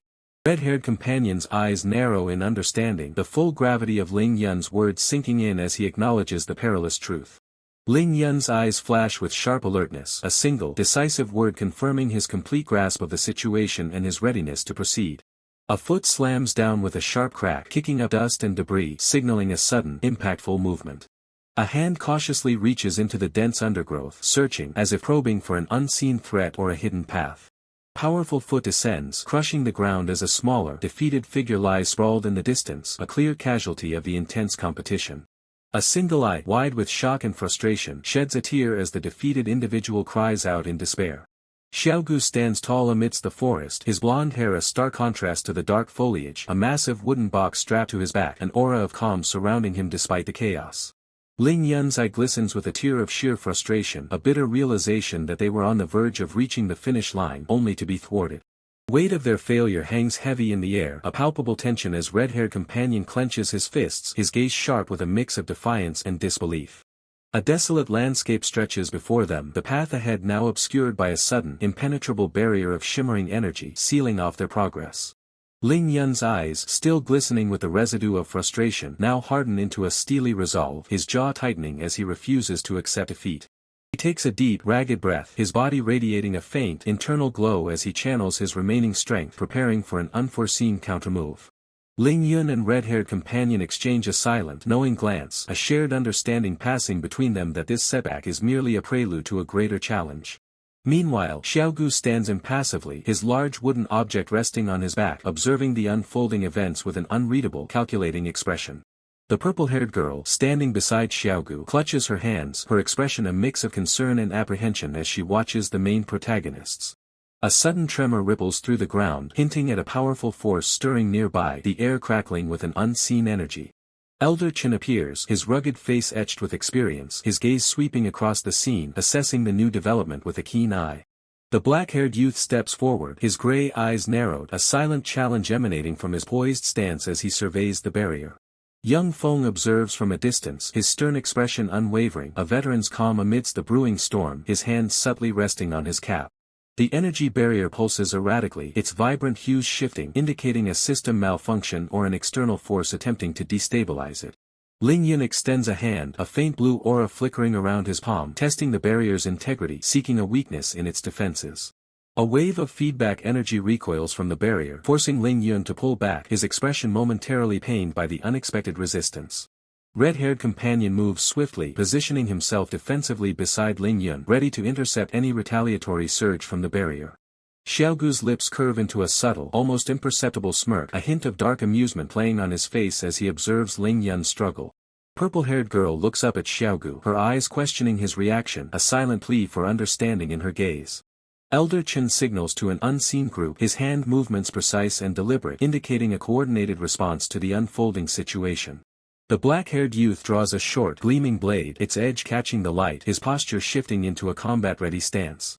Young Feng nods slowly, his expression grim, acknowledging the gravity of the situation and the potential for conflict. The barrier begins to hum louder, a deep resonant frequency vibrating through the air, causing small debris to shake on the ground. Ling Yun focuses intensely, his mind racing to analyze the barrier's energy signature, searching for a systemic vulnerability to exploit. He activates an unseen skill, a subtle ripple of power emanating from his core, preparing to unleash a targeted strike. Red-haired companion stands guard, his posture firm, ready to defend Ling Yun from any immediate threats or counterattacks. Xiaogu's expression remains neutral, but his eyes follow Ling Yun's movements with an unnerving precision, anticipating his next action. The purple-haired girl glances nervously between Ling Yun and Xiaogu, sensing the unspoken tension building between them. Elder Chen raises a hand, signaling a halt to any premature actions, preferring to observe the outcome of Ling Yun's attempt. Black-haired youth tightens his grip on his blade, his gaze fixed on the barrier, ready to engage if it proves vulnerable. Young Feng's eyes gleam with a calculated intensity, his experience telling him that this moment is pivotal for the entire competition. With a surge of raw power, Ling Yun unleashes his attack, a concentrated burst of energy striking the barrier, causing it to ripple violently, on the verge of collapse. Ling Yun's eyes widen in recognition, realizing the true nature of the shadowy figures now revealed after the barrier's collapse. A monstrous bear-like creature, now fully manifested and enraged, looms over Ling Yun, its glowing red eyes fixed on him. With swift agility, Ling Yun deflects a searing red energy beam launched by the creature, the impact sending sparks flying. Acknowledging the immense power of his foe, Ling Yun swiftly decides to adjust his attack angle, his movements fluid and precise. He executes a rapid maneuver, a blur of motion accompanied by a heavy impact as he repositions himself for the next strike. Ling Yun's intense gaze remains locked on the creature, his expression grim as he hangs upside down, mid-acrobatic evasion. The monstrous creature roars in fury, its red eyes burning with uncontrolled rage as Ling Yun's agility frustrates its attacks. The enraged creature thrashes violently, its massive body a blur of motion, sending shockwaves through the immediate area. Colossal furry arm swings down with immense force as Ling Yun, a tiny figure above, deftly evades the devastating blow. Ling Yun executes a dynamic flip, a dark silhouette spinning through the air, narrowly dodging another powerful attack. He resolves to eliminate this threat tonight, knowing it is crucial for him to level up and ensure his smooth qualification for tomorrow's trials. Ling Yun dives aggressively, his sword poised for a powerful downward strike, aiming for a critical hit. Ling Yun observes that the creature makes no effort to defend its neck, concluding it isn't a vital weakness despite the crackling energy around it. His analysis continues as he strikes the creature's head, confirming that even a direct hit yields no significant effect. Ling Yun's face is etched with intense concentration, his eyes sharp as he frantically searches for a vulnerable point. He notes the creature's relentless offense without defense, deducing that even its heart, struck by his blade, is not a critical vulnerability. Ling Yun swiftly repositions himself, his movements a blur as he maintains the offensive, refusing to yield. The massive creature roars defiantly, its overwhelming presence still formidable as Ling Yun prepares for his next move. Ling Yun activates a skill, his sword glowing with blue energy as he launches another powerful, swift attack. A sudden realization hits Ling Yun, the creature's tail is actively evading his attacks, a detail he hadn't noticed before. The truth dawns on him, the creature's true weak point is its tail, which it desperately tries to protect. Creature desperately attempts to block an incoming attack, its movements focused on defending its vulnerable tail. Seizing the moment, Ling Yun recognizes the perfect opening, his strategy now clear. With a determined expression, Ling Yun lunges forward, delivering a powerful kick directly to the creature's exposed tail. The creature's face contorts in a mixture of fury and pain, its red eyes burning with agony from the strike. With a decisive strike, Ling Yun delivers a powerful, glowing blue sword slash, aiming to finish the beast. Tonight, I'll see how long you all can hide your tails. A mysterious figure, cloaked in shadow, wields a glowing sword, blue energy swirling around him as he makes a chilling declaration. Scene shifts to a quiet, modern apartment. Through a large window, the distant city lights twinkle against the night sky, creating a serene contrast to the earlier tension. Purple-haired girl, with a face mask on, looks up with a slightly surprised expression, asking if teacher Zhang called them for something important. An unknown male, dressed in a suit, queries the red-haired companion if he remembers the team from Liang City they faced in today's competition. Red-haired companion promptly recalls the opponent at the first stage P cultivation level. Xiaogu, with his blonde hair, reveals the opponent's name as Chengdu, cautioning that he will likely become their biggest obstacle in winning the championship according to the latest intelligence. The unknown male in the suit elaborates on Chengdu's formidable strength, stating that despite being from a small city, he single-handedly cleared a medium-sized wolf den. Purple-haired girl's eyes widen in shock, questioning if clearing a medium-sized wolf den alone means Chengdu has reached the first stage limit. The unknown male in the suit responds, indicating that Chengdu has most likely not reached the limit yet. He continues, confirming that Chengdu is certainly in the qualitative change stage, though whether it's in form or will remains unknown. Xiaogu throws his head back, erupting in a loud, almost maniacal laugh, his expression one of intense amusement or confidence. Xiaogu questions if Chengdu's martial skill stage is the same as his own. The unknown male in the suit, with a stern gaze, then states his reasons for calling them tonight: to provide information and to deliver a message. The unknown male in the suit sternly warns purple-haired girl and the unseen Xiaogu to maintain vigilance against opponents like Chengdu and Musashi, never letting their guard down. He then directly asks Xiaogu about his odds of winning if he faces Chengdu. Hand grips a piece of cloth as Xiaogu's voice confidently declares that he stands by what he said, implying unwavering determination.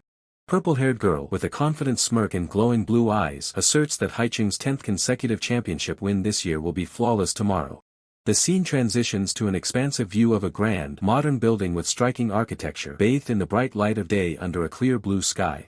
Inside a large room, a whiteboard displays the explanation of the second round system with a bracket-like diagram setting the stage for the upcoming competition. An unknown male official holding a card explains that the second round of the competition will be a 1v1 system with life force limited to level 5 and teammates will not face each other.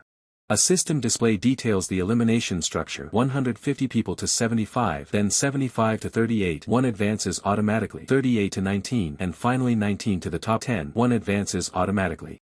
The official continues, stating that today will feature 4 consecutive elimination rounds with the final 10 advancing to tomorrow's finals. Ling Yun listens intently as the official explains the dynamic seeding system. Faster wins in the previous round lead to earlier fights in the next, while longer confrontations grant qualifiers sufficient rest. The official clarifies that current seat numbers reflect yesterday's qualification order. Ling Yun, looking down, internally notes his team's rank number 16, meaning they were the 4th team to qualify. A close-up reveals Xiaogu, eyes closed, a calm yet intense expression on his face, radiating focused readiness. Purple-haired girl's vibrant blue eyes gleam with fierce determination, her gaze sharp and resolute. Ling Yun's face is shown in a tight close-up, a confident, almost predatory smirk playing on his lips, ready for battle. Crowd erupts in a frenzy, shouting about the incredible peak versus peak matchup, calling it a miracle of a lifetime as the excitement reaches a fever pitch. A system display dramatically announces the upcoming clash: Haicheng team Zhou Xiaogu vs Lucheng team Musashi, setting the stage for an epic confrontation. New opponent Musashi is revealed in a menacing close-up. His long dark hair frames a confident, almost cruel smirk, hinting at his formidable power. Purple-haired girl lets out a dismissive humph, her head held high, a look of arrogant confidence on her face as she observes the unfolding drama. The black-haired youth watches the unfolding events with a focused, discerning gaze.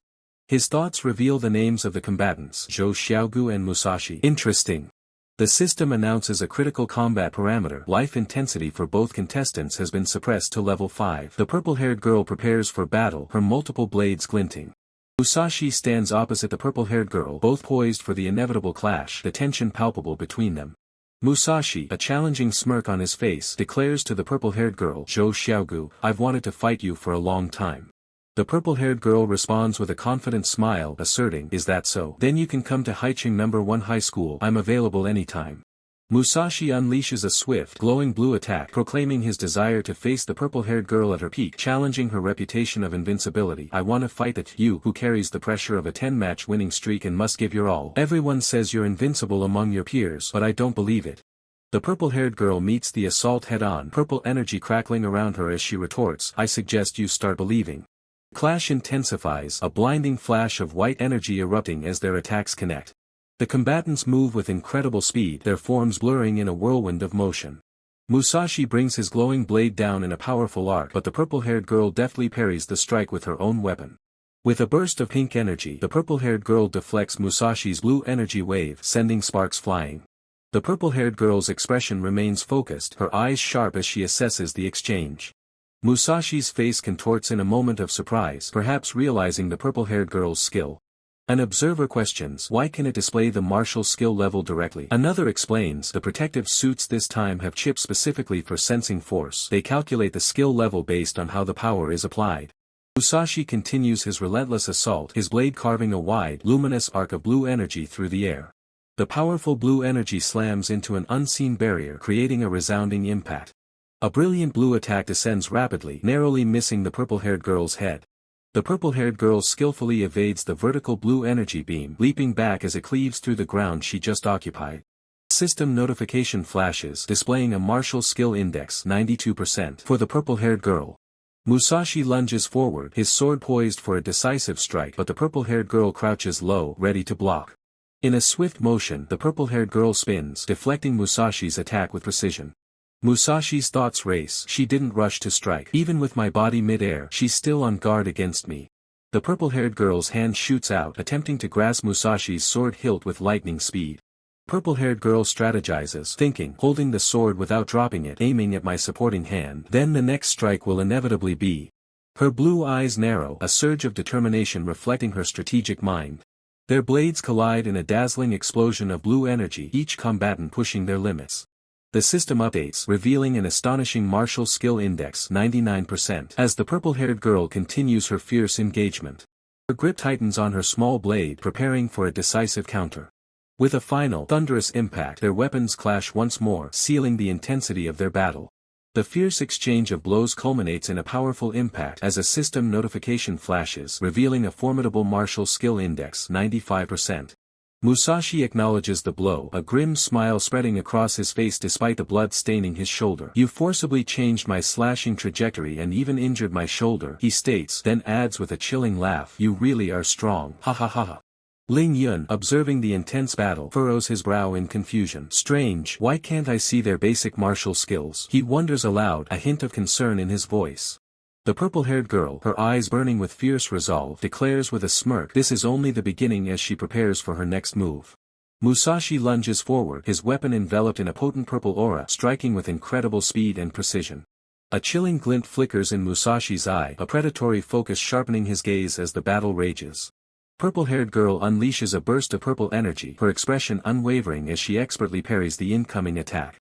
The two combatants clash mid-air in a whirlwind of blue and purple energy, their movements a blur of devastating strikes and agile evasions. The red-haired companion turns to the black-haired youth, explaining, "Chengdu, I didn't tell you about the final 1% before because your skill level hadn't reached Tier 1's 99% threshold yet." The black-haired youth, intrigued, immediately asks, "What's special about the last 1%? The red-haired companion challenges the black-haired youth, "Do you think the next step after 99% is 100%? The black-haired youth's eyes widen in surprise, exclaiming, 99.9%. As Musashi and the purple-haired girl continue their furious exchange, Ling Yun observes, a thought bubble forming above him, comprehension by analogy. He struggles to understand their techniques, thinking, "I can't tell what basic martial skills they're using at all. The dagger doesn't look like a dagger, and the sword doesn't look like a sword."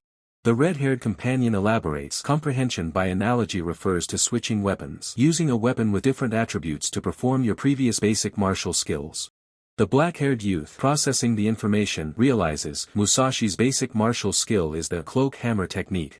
The cloak hammer technique, first form, chaotic cloak hammers, activates as blue energy crackles around the wielded blade, transforming its very essence. The purple-haired girl executes her move, and the narrator explains, exactly, using a light and versatile sword to mimic the four forms of the mountain-heavy cloak hammer technique. This is the first step, form. As the purple-haired girl maintains her stance, the explanation continues. Next is the intent. Once at this level, your opponent won't be able to distinguish what your basic martial skill actually is. Ling Yun's eyes widen slightly as the implications of comprehension by analogy begin to sink in, a new understanding dawning on him. The purple-haired girl's gaze remains sharp and unwavering, her focus absolute amidst the shimmering blue energy of her technique. A piercing blue gleam in the purple-haired girl's eye reveals her precise target as she declares, "Found you." The purple-haired girl strikes, her blade passing through Musashi's dissolving form, confirming her suspicion. "A sword cannot create clones," she states, revealing she saw through his illusion. Musashi, a sly grin spreading across his face, acknowledges her insight. "Impressive," he remarks, a hint of amusement in his tone. With a fierce snarl, Musashi lunges forward, challenging her directly. Next move. Musashi unleashes cloak hammer technique, second form, 3 hammers of dark winter, a colossal blue energy attack that the purple-haired girl deftly avoids. Musashi brings his weapon down with crushing force, while the purple-haired girl, her gaze unwavering, counters with a focused burst of purple energy from below. As the purple energy strikes, a critical flaw in the defense is exposed. A system notification flashes, declaring, "There's a gap." Musashi, a triumphant smirk racing his lips, reveals his deception. "You fell for it," he states, having successfully baited his opponent. The purple-haired girl's eyes widen in shock, realizing too late that she has been outmaneuvered as Musashi's weapon closes in. A system window prominently displays Musashi 99.9%, confirming his near-limitless power as a devastating blue energy impact erupts, heralded by the declaration 99.9% near limit. As the dust settles in the arena, obscuring much of the view, a voice notes the lingering presence. It seems someone is standing in the arena. As the arena's dust begins to clear, the red-haired companion's eyes widen in disbelief, voicing the collective confusion. "What's wrong? What's happening?" Another voice from the stunned crowd echoes the question. Is Zhou Xiaogu defeated? A powerful, long-haired combatant unleashes a devastating blue energy attack, his red eyes burning with ambition as he declares, "Your title of invincibility among peers is mine." His face twists into a malevolent grin, red eyes blazing as he reiterates his claim, "Your title of invincibility among peers is mine." Ling Yun, observing the sheer power displayed, inwardly acknowledges the victor's formidable aura, relieved he hadn't faced such strength himself yesterday. He thinks, "What a strong aura. With my current strength, it's a good thing I didn't run into him yesterday." A blade, crackling with potent blue energy, flashes with incredible speed, ready for a decisive strike. The purple-haired girl, blade in hand, faces an incoming attack as the skill name, Holy King's Staff Technique, Drowning the Thousand, is revealed. A massive wave of azure energy erupts from the ground, swirling upwards with immense force, engulfing everything in its path.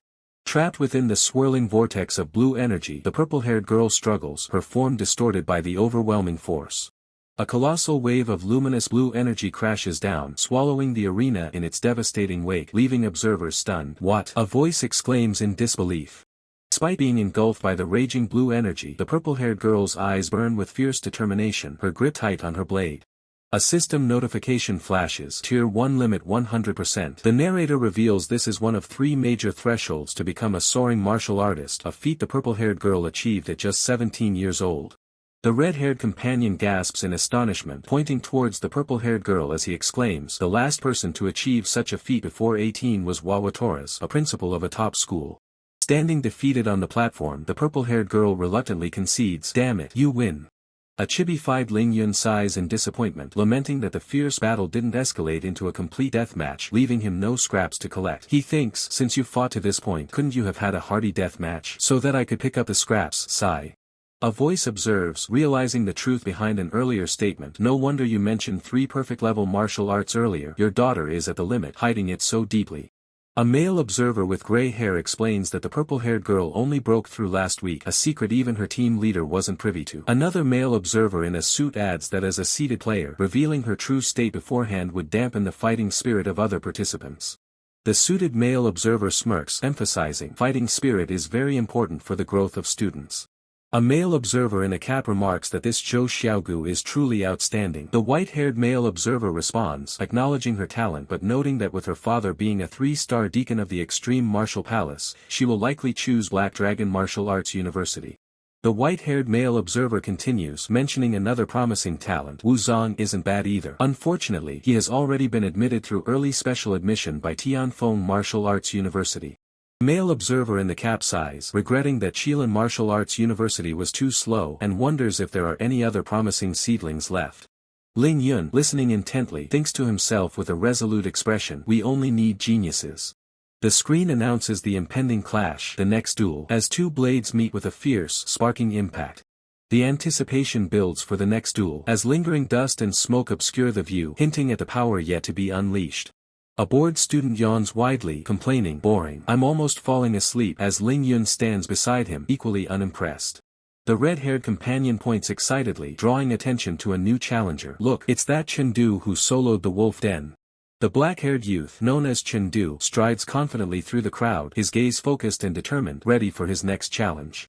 Narrator clarifies the black-haired youth's status, number 2. That means he is the person with the highest combat power in the group that was the first to collect all the badges yesterday.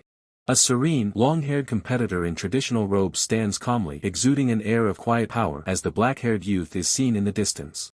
Ling Yun's eyes narrow slightly, a thoughtful expression on his face as he mutters, "Interesting," finally finding a match worthy of his attention. The long-haired competitor sighs, gazing at the distant black-haired youth. He laments, "Sigh, I didn't expect Zhou Xiaogu and Wu Zong to be such freaks. I can only scrape into the top 10. Responding to an earlier lament, Ling Yun, holding his impressive sword, challenges the idea of merely scraping into the top 10, questioning his opponent's confidence. The red-haired companion, with a knowing smirk, acknowledges Ling Yun's past feats, remarking on his incredible solo raid of the Wolf Den yesterday. Ling Yun unleashes a swift, powerful strike, his sword glowing with fierce blue energy as it clashes violently against his opponent's blade. The 2 combatants engage in a rapid exchange, their swords meeting in a flurry of blows, the air crackling with their combined power. The red-haired companion's eyes narrow in a taunting grin as he questions Ling Yun's urgency, implying a lack of endurance in a prolonged battle. Ling Yun retaliates with a precise thrust, activating the Muramasa blade technique first stance, invisible edge, a focused, potent attack. System notification flashes revealing Ju Dairen Martial Arts Index 96% as the red-haired companion recoils from the impact enveloped in a burst of purple energy. With a powerful defensive move, the red-haired companion spins, his blade deflecting the incoming attack, creating a swirling vortex of purple energy. Ling Yun observes his opponent from a vantage point, internally analyzing the Muramasa blade technique as a strength type assisted by the left hand, noting its critical flaw in flexibility. Red-haired companion, wreathed in a vibrant purple aura, realizes Ling Yun's strategy, believing he's being targeted for an attrition battle due to a perceived past injury. Ling Yun descends from above, his sword poised, internally dismissing his opponent's assumption about his endurance, crediting the crystal space for his rapid recovery. The red-haired companion's expression shifts from confidence to surprise as he recognizes Ling Yun's blatant use of a thrust-type martial art.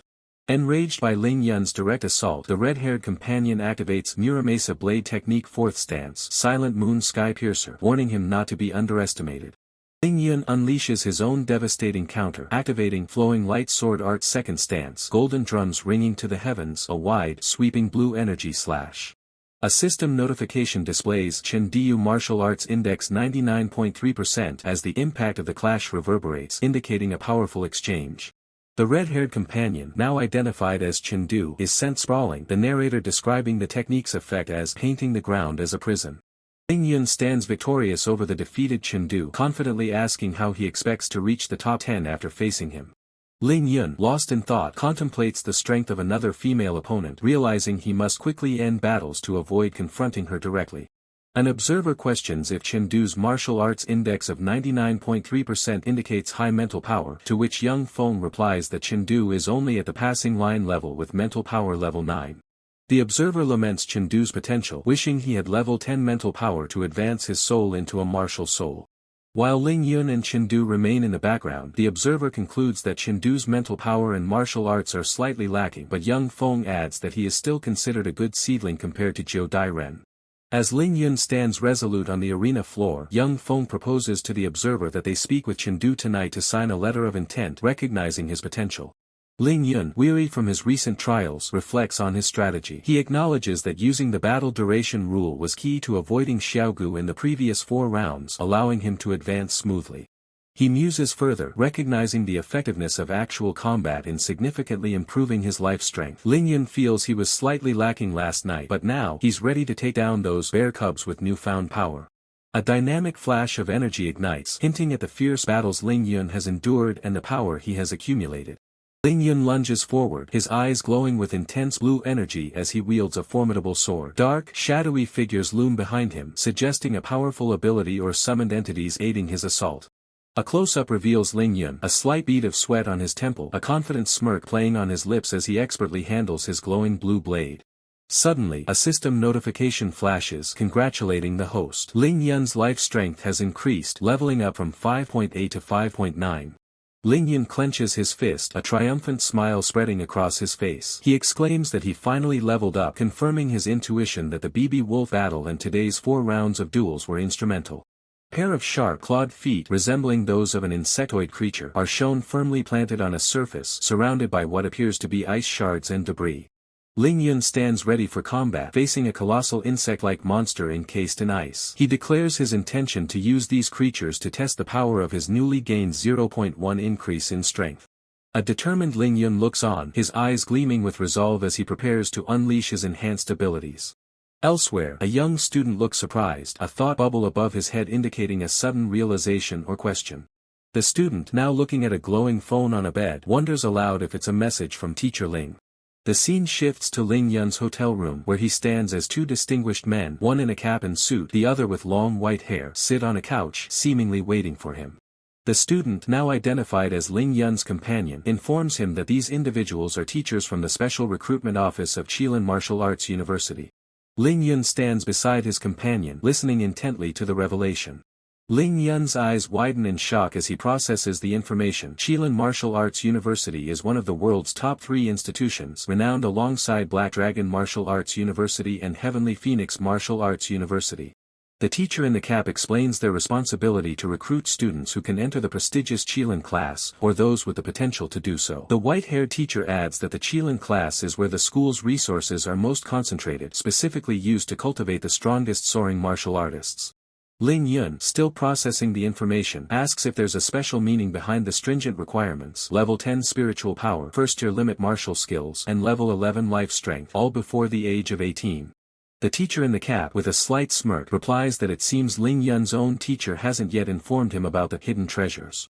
He elaborates, explaining that when a person becomes a martial artist, a hidden treasure automatically opens in their body, absorbing stellar energy and increasing spiritual power as a result. The visual depicts a radiant energy point at the forehead. The energy points expand, with a second radiant point now visible at the chest, pulsating with vibrant light. The explanation continues: if both martial skills and spiritual power meet the requirements simultaneously, one might even unlock 3 hidden treasures, signified by a third radiant point at the lower abdomen. There are a total of 10 hidden treasures, each equivalent to a passive skill that provides attributes. The more one possesses, the better, as more vibrant energy points ignite across the body. Ling Yun absorbs this profound knowledge, a thoughtful expression on his face as he utters, "I see." The concept of hidden treasures is visually represented, with words like genius and peerless highlighting the extraordinary potential of those who unlock these inner powers. The teacher with the cap smiles, explaining that possessing double hidden treasures at level 10 earns the title of genius, while triple hidden treasures makes one a peerless genius. The white-haired teacher gestures as he speaks, his expression earnest. He concludes by stating that although Ling Yun hasn't yet reached the special recruitment threshold, his immense potential has led them to offer a C-rank letter of intent, effectively making him a reserve candidate for the prestigious Qilin class. The white-haired admissions officer clarifies that direct application to elite classes like Qilin, Black Dragon, or Heavenly Phoenix is impossible. Instead, they rely on a contract-based recruitment system, with the admissions office actively scouting for exceptional talents. He further explains that after enrollment, if Ling Yun meets the martial artist requirements, his contract will automatically upgrade to B rank, granting him direct entry into the Qilin class, provided a spot is open. Ling Yun listens intently, his expression unreadable as he processes the significant offer and its implications.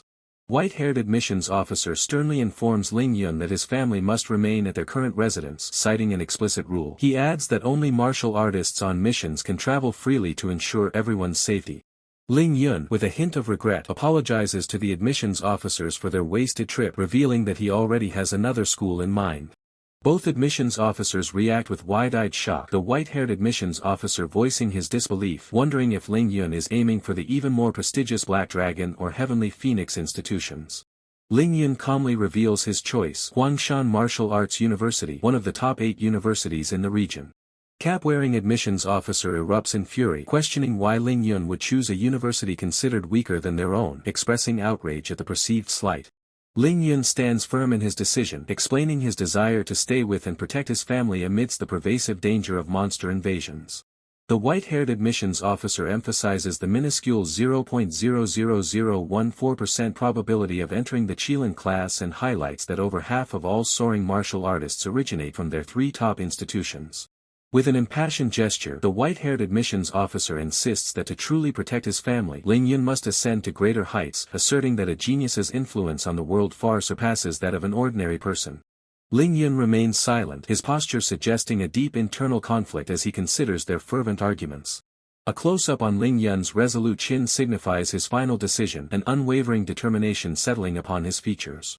Ling Yun politely thanks the admissions officers for recognizing his potential but firmly states his intention to decline their contract. The scene shifts to a tranquil modern living room bathed in the soft glow of a city nightscape visible through a large window, marking a transition in time and setting. An overhead view reveals Ling Yun standing in the living room while the brown-haired trainer sits on a couch, suggesting a casual yet important conversation. The brown-haired trainer smiles, acknowledging Ling Yun's choice by stating that while taking advice is wise, there's nothing wrong with forging one's own path, and encourages him to do his best in tomorrow's competition. In a chibi thought bubble, the brown-haired trainer sighs, realizing he still needs to find a way to persuade the principal regarding Ling Yun's decision. Blurs of motion and streaks of blue energy indicate the purple-haired girl's swift and powerful movements during her training. A close-up on the purple-haired girl's arm and staff captures the intensity of her swing, accompanied by a forceful whoosh sound effect and vibrant blue energy. Dynamic angle from below emphasizes the purple-haired girl's powerful legwork and the trailing blue energy as she continues her rigorous staff training. The purple-haired girl's face contorts in a shout of exertion, a faint ring mark around her eye suggesting the intense impacts she's enduring. The brown-haired trainer, looking weary but composed, tells the purple-haired girl to rest, noting that she has been hitting him for 3 hours straight. Lying defeated on the ground, the purple-haired girl, in a thought bubble, defiantly declares her intention to one day defeat her stupid dad. The brown-haired trainer offers the pouting purple-haired girl a can of peach-flavored drink, reminding her to focus on winning tomorrow's championship before thinking about defeating him. With sparkling eyes and renewed determination, the purple-haired girl proclaims her hidden trump cards, confident that the championship will belong to Haicheng, all while enjoying her white peach-flavored drink. While the purple-haired girl confidently declared her trump cards, elsewhere the true test of strength was just beginning. Ling Yun plunges into battle, a blur of motion trailing blue energy, his face set in a grim determination as he descends into the heart of a fiery, chaotic arena. The monstrous red entity looms, its immense form dominating the battlefield. Ling Yun, enveloped in a vibrant blue aura, prepares for a counterattack, his agility allowing him to strike from multiple angles, a phantom image already soaring above. The beast roars, its massive jaws snapping, revealing rows of razor-sharp fangs. Ling Yun's condensed blue energy attack streaks directly towards its open maw, a precise strike aimed at a critical weakness.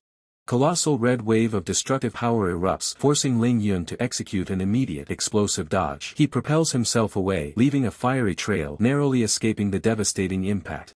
The exertion is clear on Ling Yun's face as he pushes his limits. Sweat beads on his brow, his eyes wide with intense focus, every muscle strained as he navigates the perilous onslaught. The monstrous dragon unleashes a torrent of fiery breath, but Ling Yun, a small target amidst the chaos, deftly maneuvers. He mentally notes, a small body has its advantages, for instance, as he evades the scorching attack. A potent blue energy blade slices through the air, a direct assault on the shadowy form of the monster. The attack is swift and decisive, leaving trails of light in its wake. The red beast retaliates with a furious roar, its chest glowing intensely as it prepares to unleash another devastating burst of flame. The air crackles with its raw power. Ling Yun, now wielding a gleaming sword engulfed in blue energy, prepares for a direct confrontation. He thinks, agility. The intensity of the battle is underscored by the beating of drums and gongs. With a powerful swing, Ling Yun's sword unleashes a blinding blue beam, striking the monster with incredible force. The impact sends shockwaves through the air, causing the beast to recoil in pain. The monster suffers a direct hit, its body convulsing as fragments of its form explode outwards. The force of Ling Yun's attack leaves a visible wound, signifying critical damage. Ling Yun delivers another decisive blow, carving through the monster's defenses with a sweeping arc of blue energy. His movements are fluid and powerful, showcasing his mastery in combat. After an arduous battle, Ling Yun stands atop the defeated monster, its colossal form now inert. His sword, a symbol of his victory, is planted firmly into the ground beside him. A system notification appears, confirming his success. Congratulations host, successfully defended against 5 waves of monster attacks. Mental power level +1. Ling Yun, visibly fatigued, processes the system message. He muses, the mental power increase isn't much to speak of, but a visualization method. He then recalls, I remember the school once explained that a visualization method is a rare technique that allows one to actively cultivate mental power. Before he can fully recover, another system prompt flashes. Host, please prepare, the next wave of monsters is coming soon. Ling Yun stands, his breath visible in the air, a clear sign of his exhaustion. Despite the fatigue, a determined glint in his eyes shows he is ready to face the next challenge. A new wave of grotesque, shadowy monsters, their red eyes glowing ominously, emerges from the darkness, towering over Ling Yun and creating an overwhelming sense of dread. Ling Yun sits in a meditative pose, contemplating the overwhelming odds. He realizes, life intensity is one level higher than mine and there are a full 30 of them. It seems I won't be able to pass this level anytime soon. Deciding on a new approach, Ling Yun shifts his focus. He thinks, forget it, let's look at the visualization method first, as a glowing blue interface materializes before him. Ling Yun enters a serene, watery mental landscape surrounded by shimmering blue energy. His eyes, now glowing with a faint blue light, reflect his deep concentration. Within his mind, a colossal, shadowy entity with piercing red eyes manifests, its terrifying presence dominating the visualization space.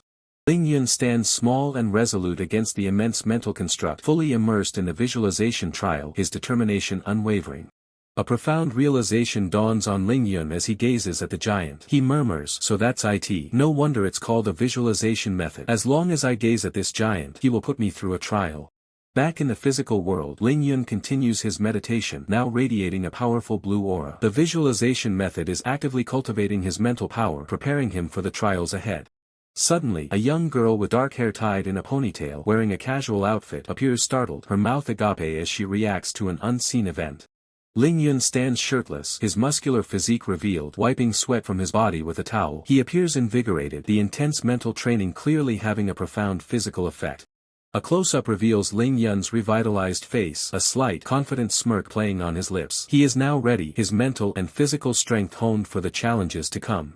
His newfound vitality is immediately put to the test as Ling Yun playfully ruffles his sister's hair, who protests, exclaiming, "Handsome, handsome, stop rubbing, you're messing up my hair." She stares after him, a blush creeping onto her cheeks as she wonders, was my brother that handsome before? Ling Yun himself observes his reflection, noting the significant changes in his physique. He muses, he seems a bit different from before. Is it the effect of the void immortal visualization method?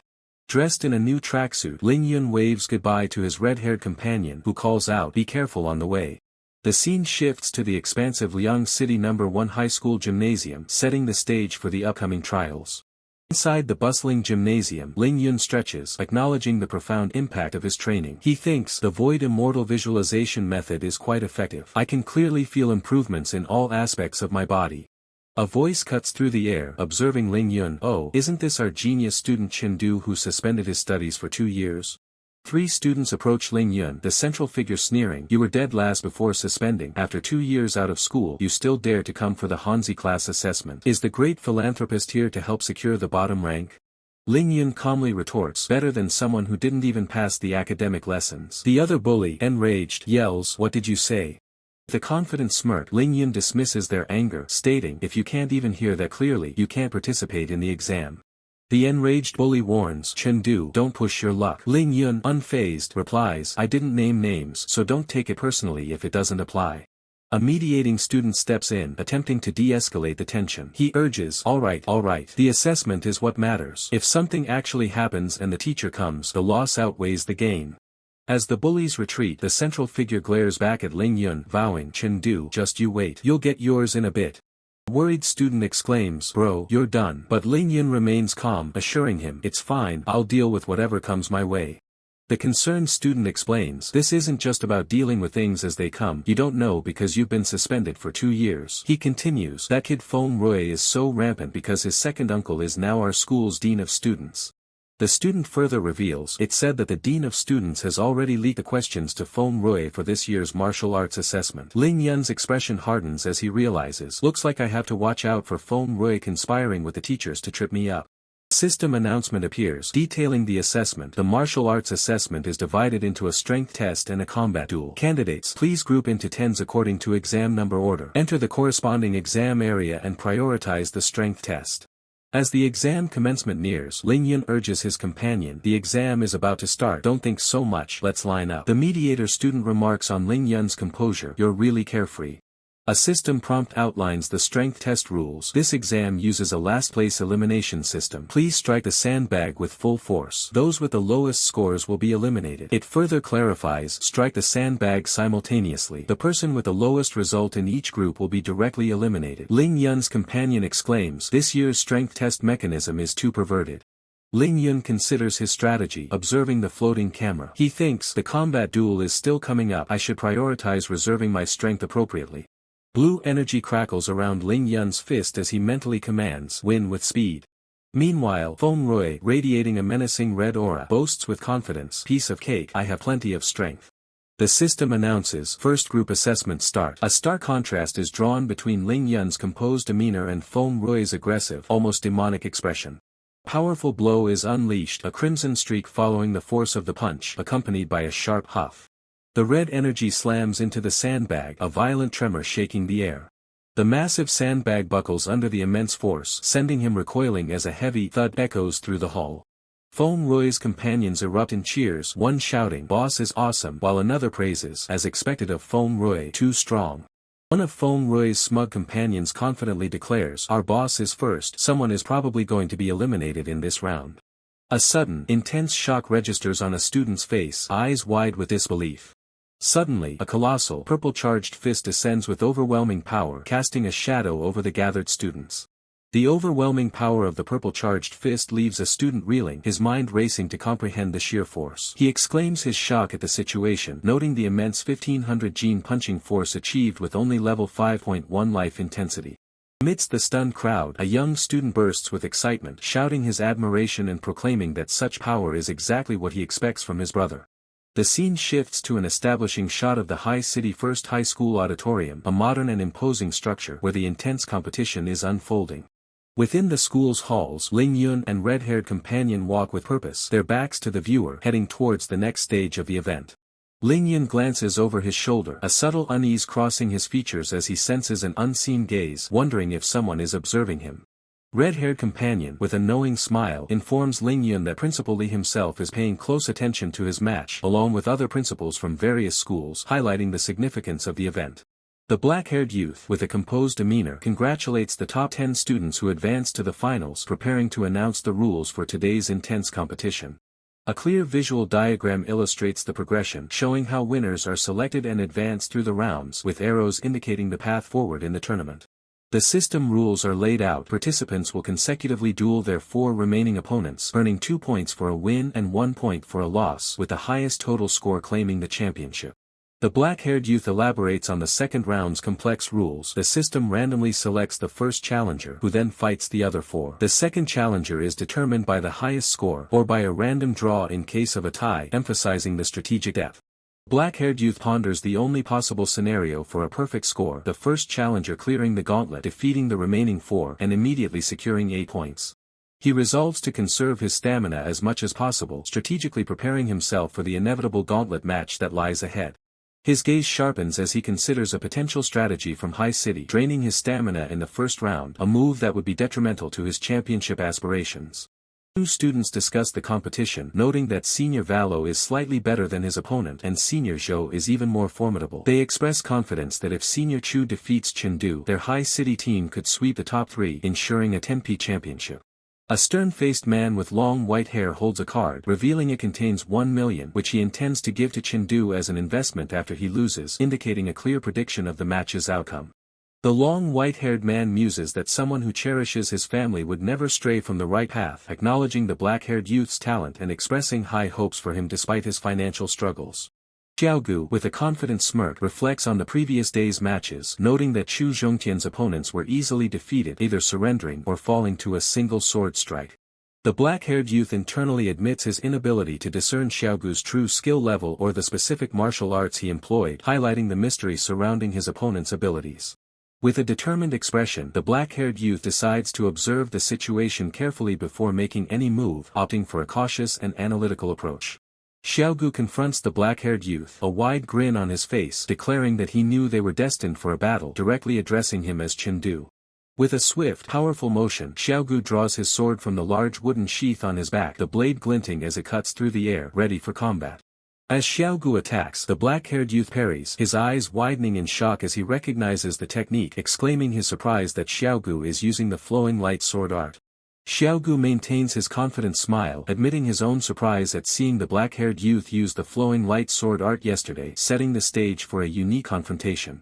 With a fierce determination, Xiaogu proposes they decide the victor purely on raw strength, as both wield the flowing light sword art and their blades clash in a burst of light and power.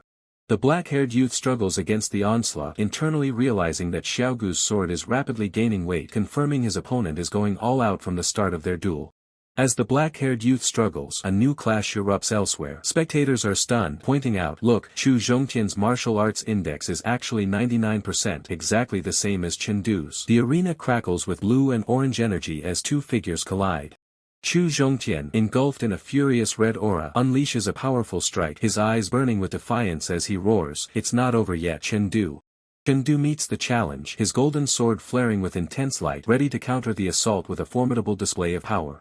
The pressure is immense, evident on Chengdu's face as he grits his teeth, a bead of sweat tracing his determined expression.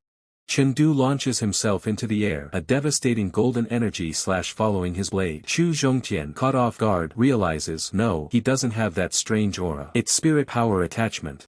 The combatants momentarily separate, standing poised across the arena, swirling energy marking the ground where their powers collided. Chengdu stands calmly, his sword held loosely, observing his opponent with a cool gaze, a stark contrast to the earlier intensity. With a challenging glint in his eyes, Chengdu provokes, asking, "Are you finally going to attack?" Chengdu declares his intent, stating, "I will end this battle in an instant." Chu Zhongtian smirks, retorting, "Heh, I'd like to see this instant of yours." Without hesitation, Chengdu lunges forward, a blur of motion as he initiates his next devastating move. Chu Zhongtian, still confident, dismisses the attack, remarking, using this move head-on doesn't have much lethal power." But Chengdu swiftly unleashes the flowing light sword art's second form, golden shock reaching the heavens. Chu Zhongtian, surprised, acknowledges to be able to change moves in an instant as expected of an expert. Before Chu Zhongtian can react, Chengdu activates his next technique, flowing light sword art third form, clear forest breeze, a rapid, piercing strike. With a final, decisive look, Chengdu delivers the finishing blow, uttering a cold goodbye. A powerful blue energy wave engulfs Chu Zhongtian, pushing him back with immense force, the impact rippling through the air. Chu Zhongtian recoils in shock, his clothing tearing to reveal his midsection. He cries out in disbelief, "What? How could this be?" Chengdu stands victorious, his sword resting casually on his shoulder, an aura of calm power radiating around him. A system notification flashes, Martial Arts Index 100%. Limit Martial Art. Chengdu has reached a new pinnacle of power. Chengdu exhales slowly, a small, knowing smile playing on his lips as the system confirms his achievement. Martial Arts Index 100%. Limit Martial. Among the shocked observers, the red-haired companion gasps, 100%. Limit Martial Arts. Another spectator adds, "This is the first time I've ever seen it." Crowd erupts in a frenzy of whispers and shouts. "To think this Chengdu has been hiding his true strength all along." One exclaims, "The champion of the 100 Cities tournament might be shaken up now." Another adds, "Yeah, I never expected Chengdu to be such a dark horse." Chengdu simply smiles, a hint of amusement in his eyes, as he takes in the shocked reactions of the crowd. His gaze shifts, a single, impactful word leaving his lips, "You." Defeated and bewildered, Chu Zhongtian sits, clutching his injured abdomen, his mind racing. He wonders, did he really reach the Tier 1 limit? I didn't sense the limit intent of the 4 styles sublimation from him at all. Chengdu turns and walks away, offering a casual wave as the system proudly announces, Liangqing Squad's Chengdu wins. In a humorous, inner thought, Chengdu smugly dismisses any attempts to scout him, thinking, trying to get intel out of me for your teammates? Keep dreaming. An older observer, Young Feng, watches with a look of profound shock and disbelief, questioning, "It's only been one day and Chengdu improved by another 1%. From 99% to 100%. There is a threshold of 10 0.1% increments. How is this possible?" Young Feng, still reeling from the unbelievable news, questions if what he just heard could possibly be true. A man with long white hair contemplates the situation, finding the rapid improvement highly improbable, deeming it an exaggeration for a martial artist. The white-haired man then turns to Young Feng, asking why he hadn't mentioned coming to watch the match. A smiling man with spiky hair, holding a can, joins the conversation, revealing he only found out about their presence in Haicheng this morning. The smiling man congratulates Young Feng, mentioning his daughter's acceptance into Black Dragon Martial Arts University with a grade B letter of intent. Young Feng humbly downplays it, stating his daughter only has a tiny bit of potential to become a skywalking martial artist. The smiling man then shifts the topic back to the tournament, remarking on Chengdu's outstanding performance and anticipating interesting upcoming matches. A male spectator expresses concern, realizing that only senior Zhou Xiaogu remains for their Haicheng squad, fearing the worst for their team. The crowd erupts in cheers, chanting Xiaogu, Xiaogu, dominating eternity, as the purple-haired girl faces her opponent, the black-haired youth. The black-haired youth, holding his defensive gear, thinks to himself that his Luomen technique offers an almost blind spot-free defense, allowing him to hold out until his opponent shows an opening. With a swift motion, Zhou Xiaogu lunges forward, her feet blurring as she closes the distance. A system notification flashes, declaring Haicheng Squad's Zhou Xiaogu as the victor of the match. The black-haired youth is sent flying backward with overwhelming force, his defeat undeniable. The male spectator exclaims that Senior Zhou is incredibly strong, ending the battle in a mere second. Another spectator adds that despite Chengdu's impressiveness, Senior Zhou completely overwhelmed him. The first spectator then admits his earlier worries about Senior Zhou losing were completely unfounded. The black-haired youth observes the seamless transition from round 1 to round 2's gauntlet match, pondering who Zhou Xiaogu will face next. The screen proudly displays Zhou Xiaogu as the crowd anticipates her quick crowning as champion, eager to see her sweep through all 4 remaining opponents. With a confident glint in her eyes, the purple-haired girl, Zhou Xiaogu, declares her intention to challenge her first contestant. Zhou Xiaogu boldly announces her first challenger, Liangqing Squad's Chengdu. The black-haired youth, Chengdu, acknowledges her strength and confidence, confirming his own expectations. The black-haired youth, Chengdu, fixes his gaze forward, a look of steely determination settling on his face as he prepares for the looming battle. Purple-haired girl's eyes burn with intense focus, her expression a clear declaration of her unyielding resolve. A system notification appears, prominently displaying Martial Arts Index 100%, signaling a peak state of power. Zhou Xiaogu unleashes her full martial arts power, leaping into the air to strike down on the black-haired youth, prompting an observer to question if she intends to instantly kill Chengdu right at the start of the match. Surrounded by a shimmering blue aura, the black-haired youth, Chengdu, wields his sword, recognizing the extraordinary limit intent subordinating the move with a power approaching metaphysics. The purple-haired girl prepares her next move as the system displays her skill, Holy King Staff Technique, 4th style, flooding the thousand armies. The black-haired youth, Chengdu, stands firm amidst a swirling vortex of water and energy, skillfully deflecting the incoming assault. Purple-haired girl observes Chengdu's defense, noting that his ability to deflect her power means he is now going all out. No OCR provided. Original script is good. The purple-haired girl, staff firmly in hand, observes Chengdu's surge of power. She acknowledges his formidable skill, recognizing that he is now unleashing his full potential. No OCR provided. Original script is good. Chengdu stands resolute, his blade drawn, as a powerful blue aura erupts around him. The air crackles with his unleashed energy. No OCR provided. Original script is good. His eyes closed in concentration. Chengdu's form is now fully enveloped in the vibrant blue aura. Observers question if their eyes deceive them, wondering if Chengdu is truly radiating such power. No OCR provided. Original script is good. The red-haired companion watches from the sidelines, a proud smile gracing his face. He exclaims his astonishment, acknowledging Chengdu's incredible feat. No OCR provided. Original script is good. Young Feng, his expression one of intense focus, confirms his earlier suspicions. Chengdu has activated level 10 spiritual power, his soul evolving into a full martial soul. No OCR provided. Original script is good. The revelation echoes. Chengdu's soul has advanced into a martial soul, transforming him into a glowing, formidable warrior ready for battle against the purple-haired girl. No OCR provided. Original script is good. With a burst of speed, Chengdu lunges forward, a powerful blue energy trail following his fist as he initiates the first strike against his opponent. No OCR provided. Original script is good. The purple-haired girl's eyes widen in shock as Chengdu's attack flashes past. She realizes his speed has dramatically increased, making him far more dangerous than before. No OCR provided. Original script is good. Chengdu executes a rapid turn, his body a blur of motion, leaving a vibrant blue energy arc in his wake as he repositions for another strike. No OCR provided. Original script is good. Another fierce impact rings out as the purple-haired girl's staff meets Chengdu's weapon, the force of the collision creating a blinding flash of light. No OCR provided. Original script is good. Straining against the relentless assault, the purple-haired girl internally questions the immense weight of Chengdu's power, wondering if it's a direct effect of his martial soul activation. No OCR provided. Original script is good. Chengdu maintains his relentless offense, moving with incredible agility, his body constantly surrounded by the shimmering blue aura of his activated martial soul. No OCR provided. Original script is good. The purple-haired girl holds her defensive stance, her gaze unwavering, ready to counter Chengdu's next move despite the overwhelming pressure. No OCR provided. Original script is good. Chengdu's hand grips his sword hilt, a subtle shift in his posture indicating he is preparing to unleash a more decisive attack.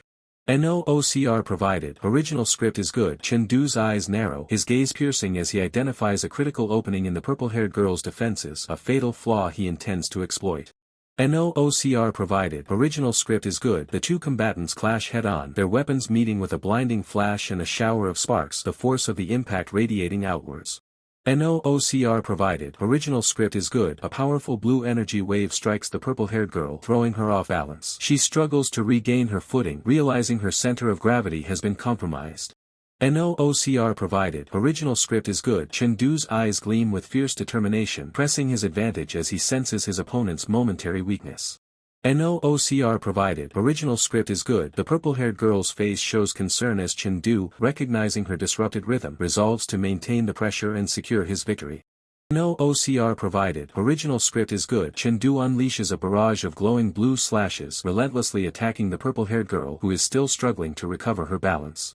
No OCR provided. Original script is good. As the purple-haired girl desperately fends off the onslaught, Chengdu's confidence surges, his inner voice declaring his impending victory with absolute certainty.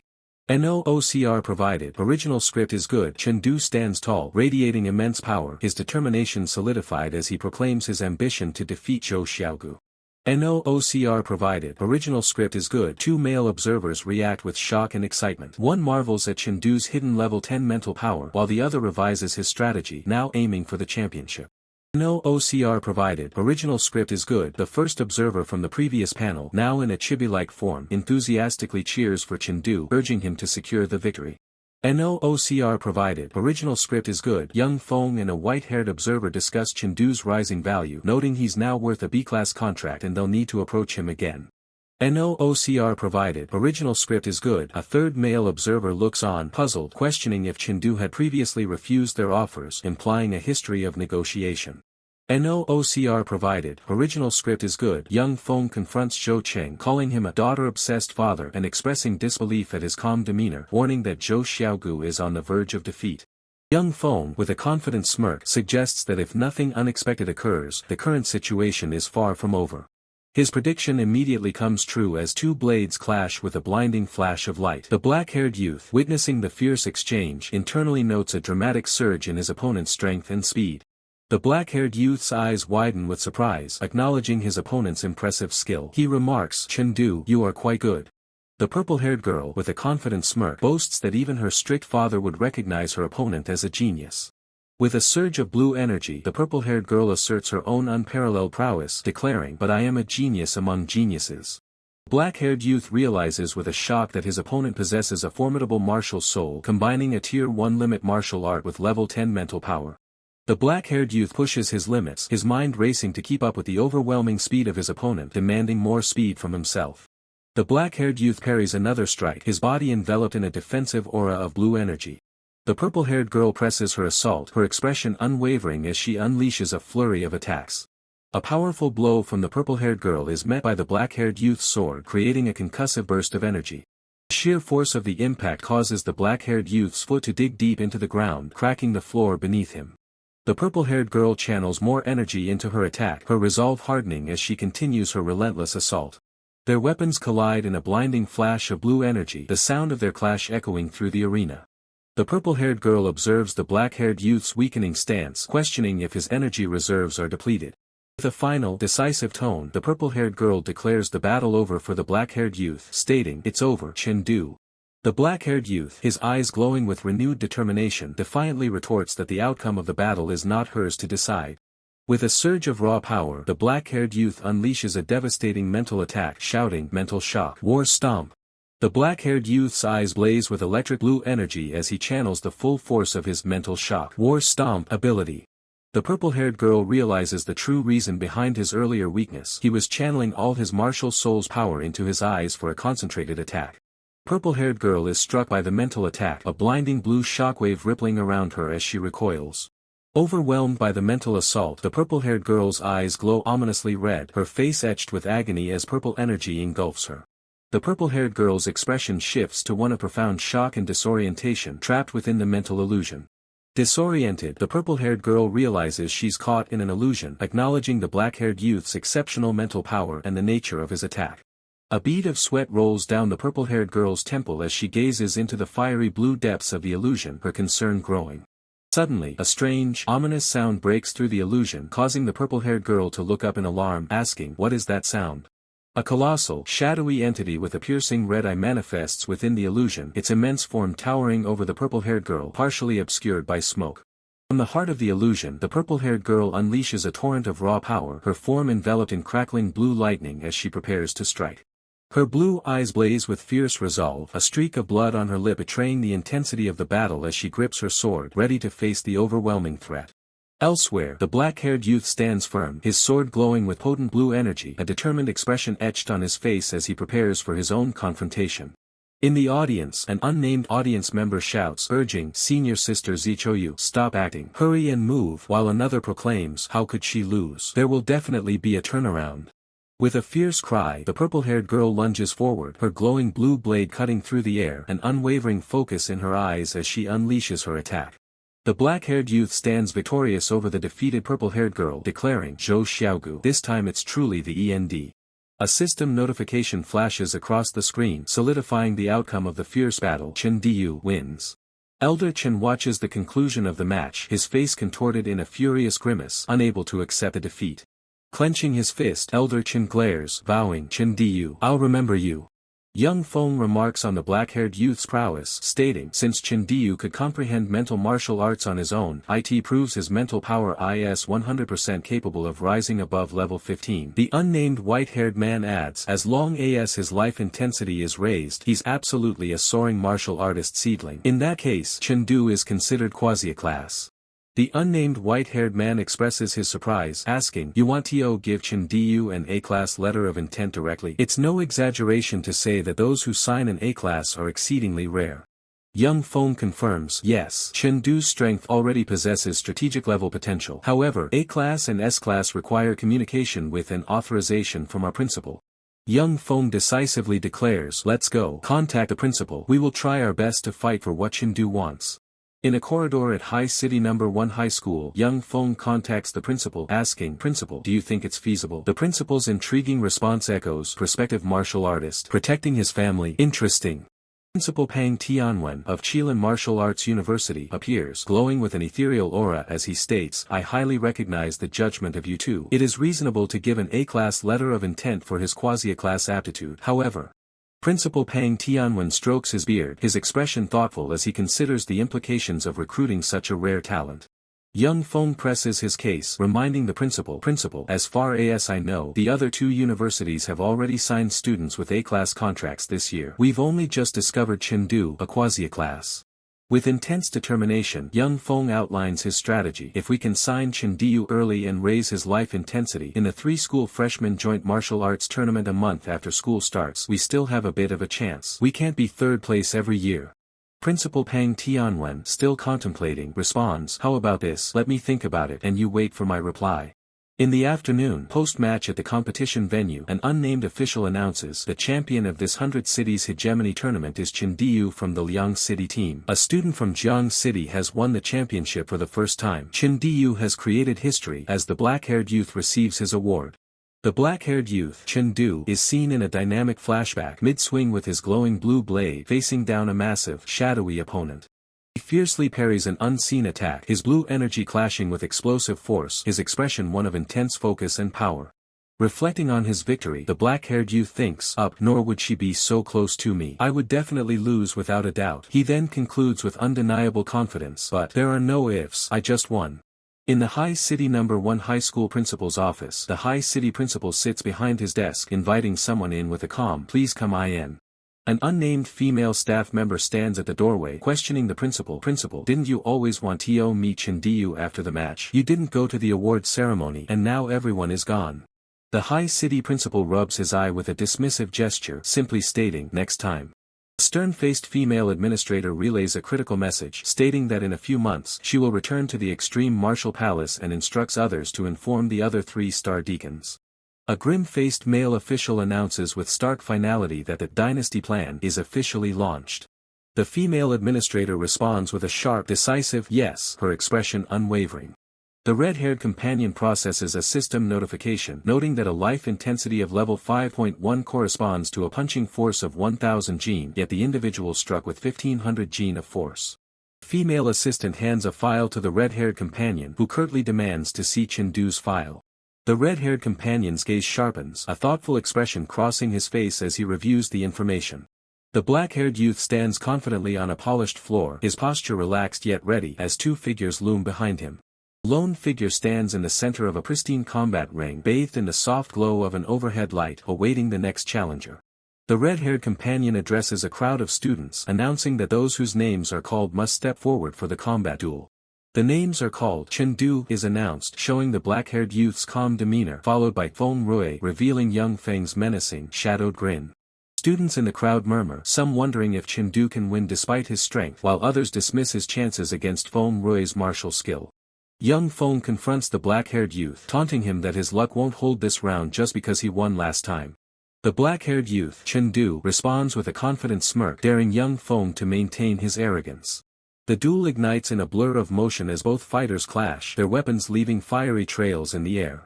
Black-haired youth, Chen-du, readies his ornate sword, its blade humming with activated power as he prepares his next move.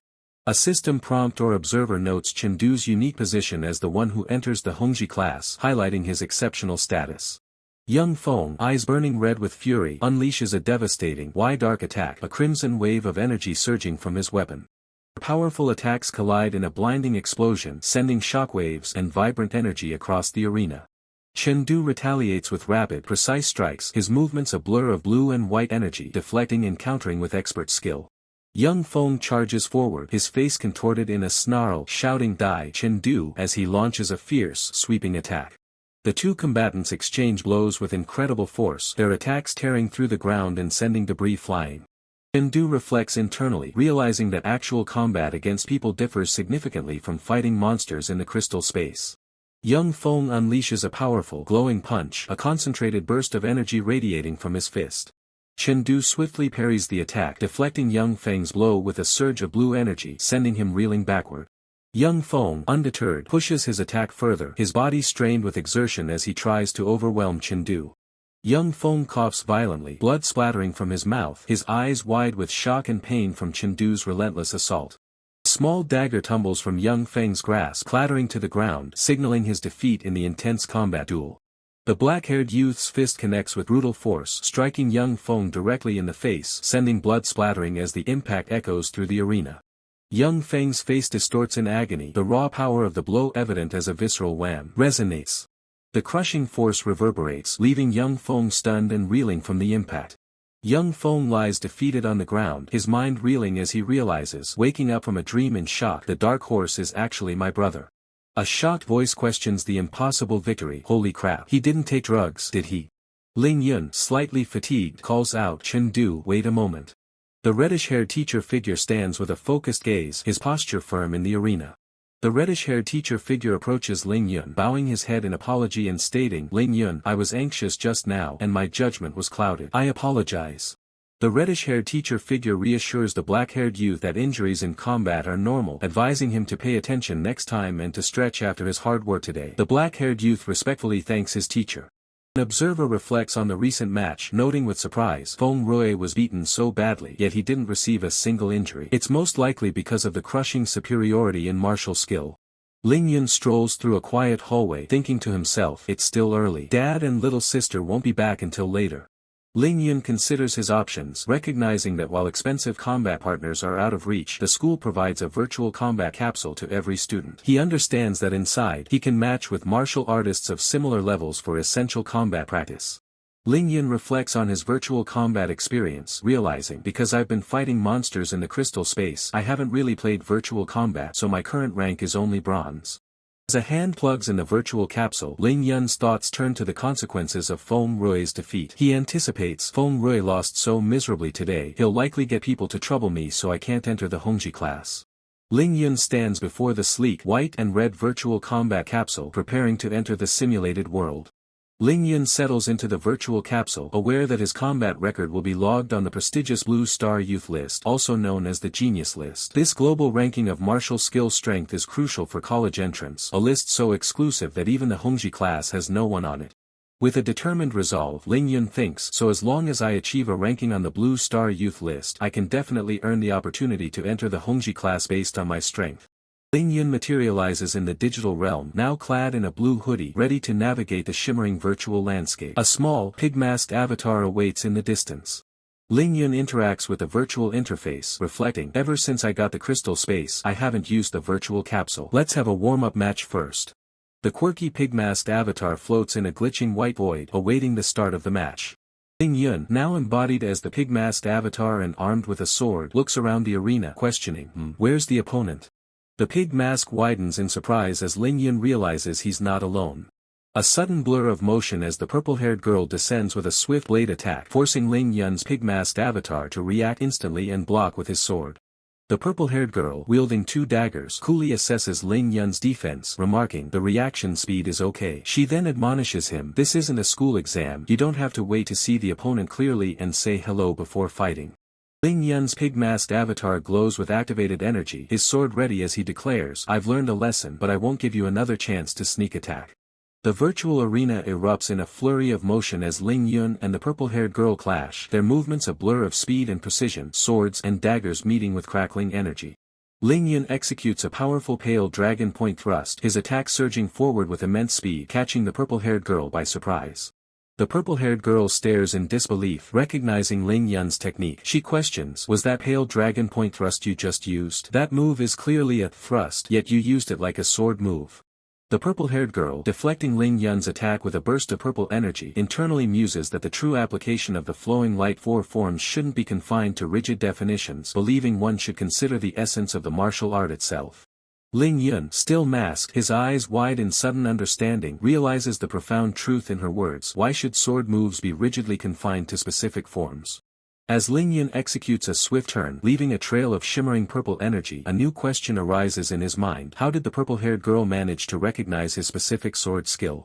The purple-haired girl snaps at Ling Yun, warning him not to get distracted as she delivers a powerful kick. Ling Yun is sent reeling, marveling at her immense strength and the impenetrable mystery of her martial arts foundation. As the purple-haired girl presses her relentless assault with a gleaming knife, Ling Yun barely evades, his internal thoughts echoing a single, pressing question: who exactly is she? With glowing purple eyes, the purple-haired girl unleashes a devastating strike, declaring Ling Yun's carelessness as the blow connects with a sickening, sending him flying. Standing within the shimmering digital arena, Ling Yun, still in his pig mask, reflects on the recent match, lamenting that he could have secured victory with sheer power, but his opponent resorted to a cunning sneak attack. Unmasked, Ling Yun appears deep in thought, a holographic keyboard floating before him as he ponders the purple-haired girl's earlier advice to think more about the martial art itself. Ling Yun analyzes his abilities, revealing that the flowing light sword art comprises four forms, the pale dragon point thrust being the only one he hasn't fully mastered. He notes that as a thrusting move, its attributes align closely with an assassin's technique. Lightbulb sparks above Ling Yun's masked head as he realizes a crucial discrepancy. Assassins excel at sneak attacks, yet his own fighting style is overtly frontal. With a determined gesture, Ling Yun's hand points to the holographic keyboard, declaring his intent to test this new line of thought in actual combat.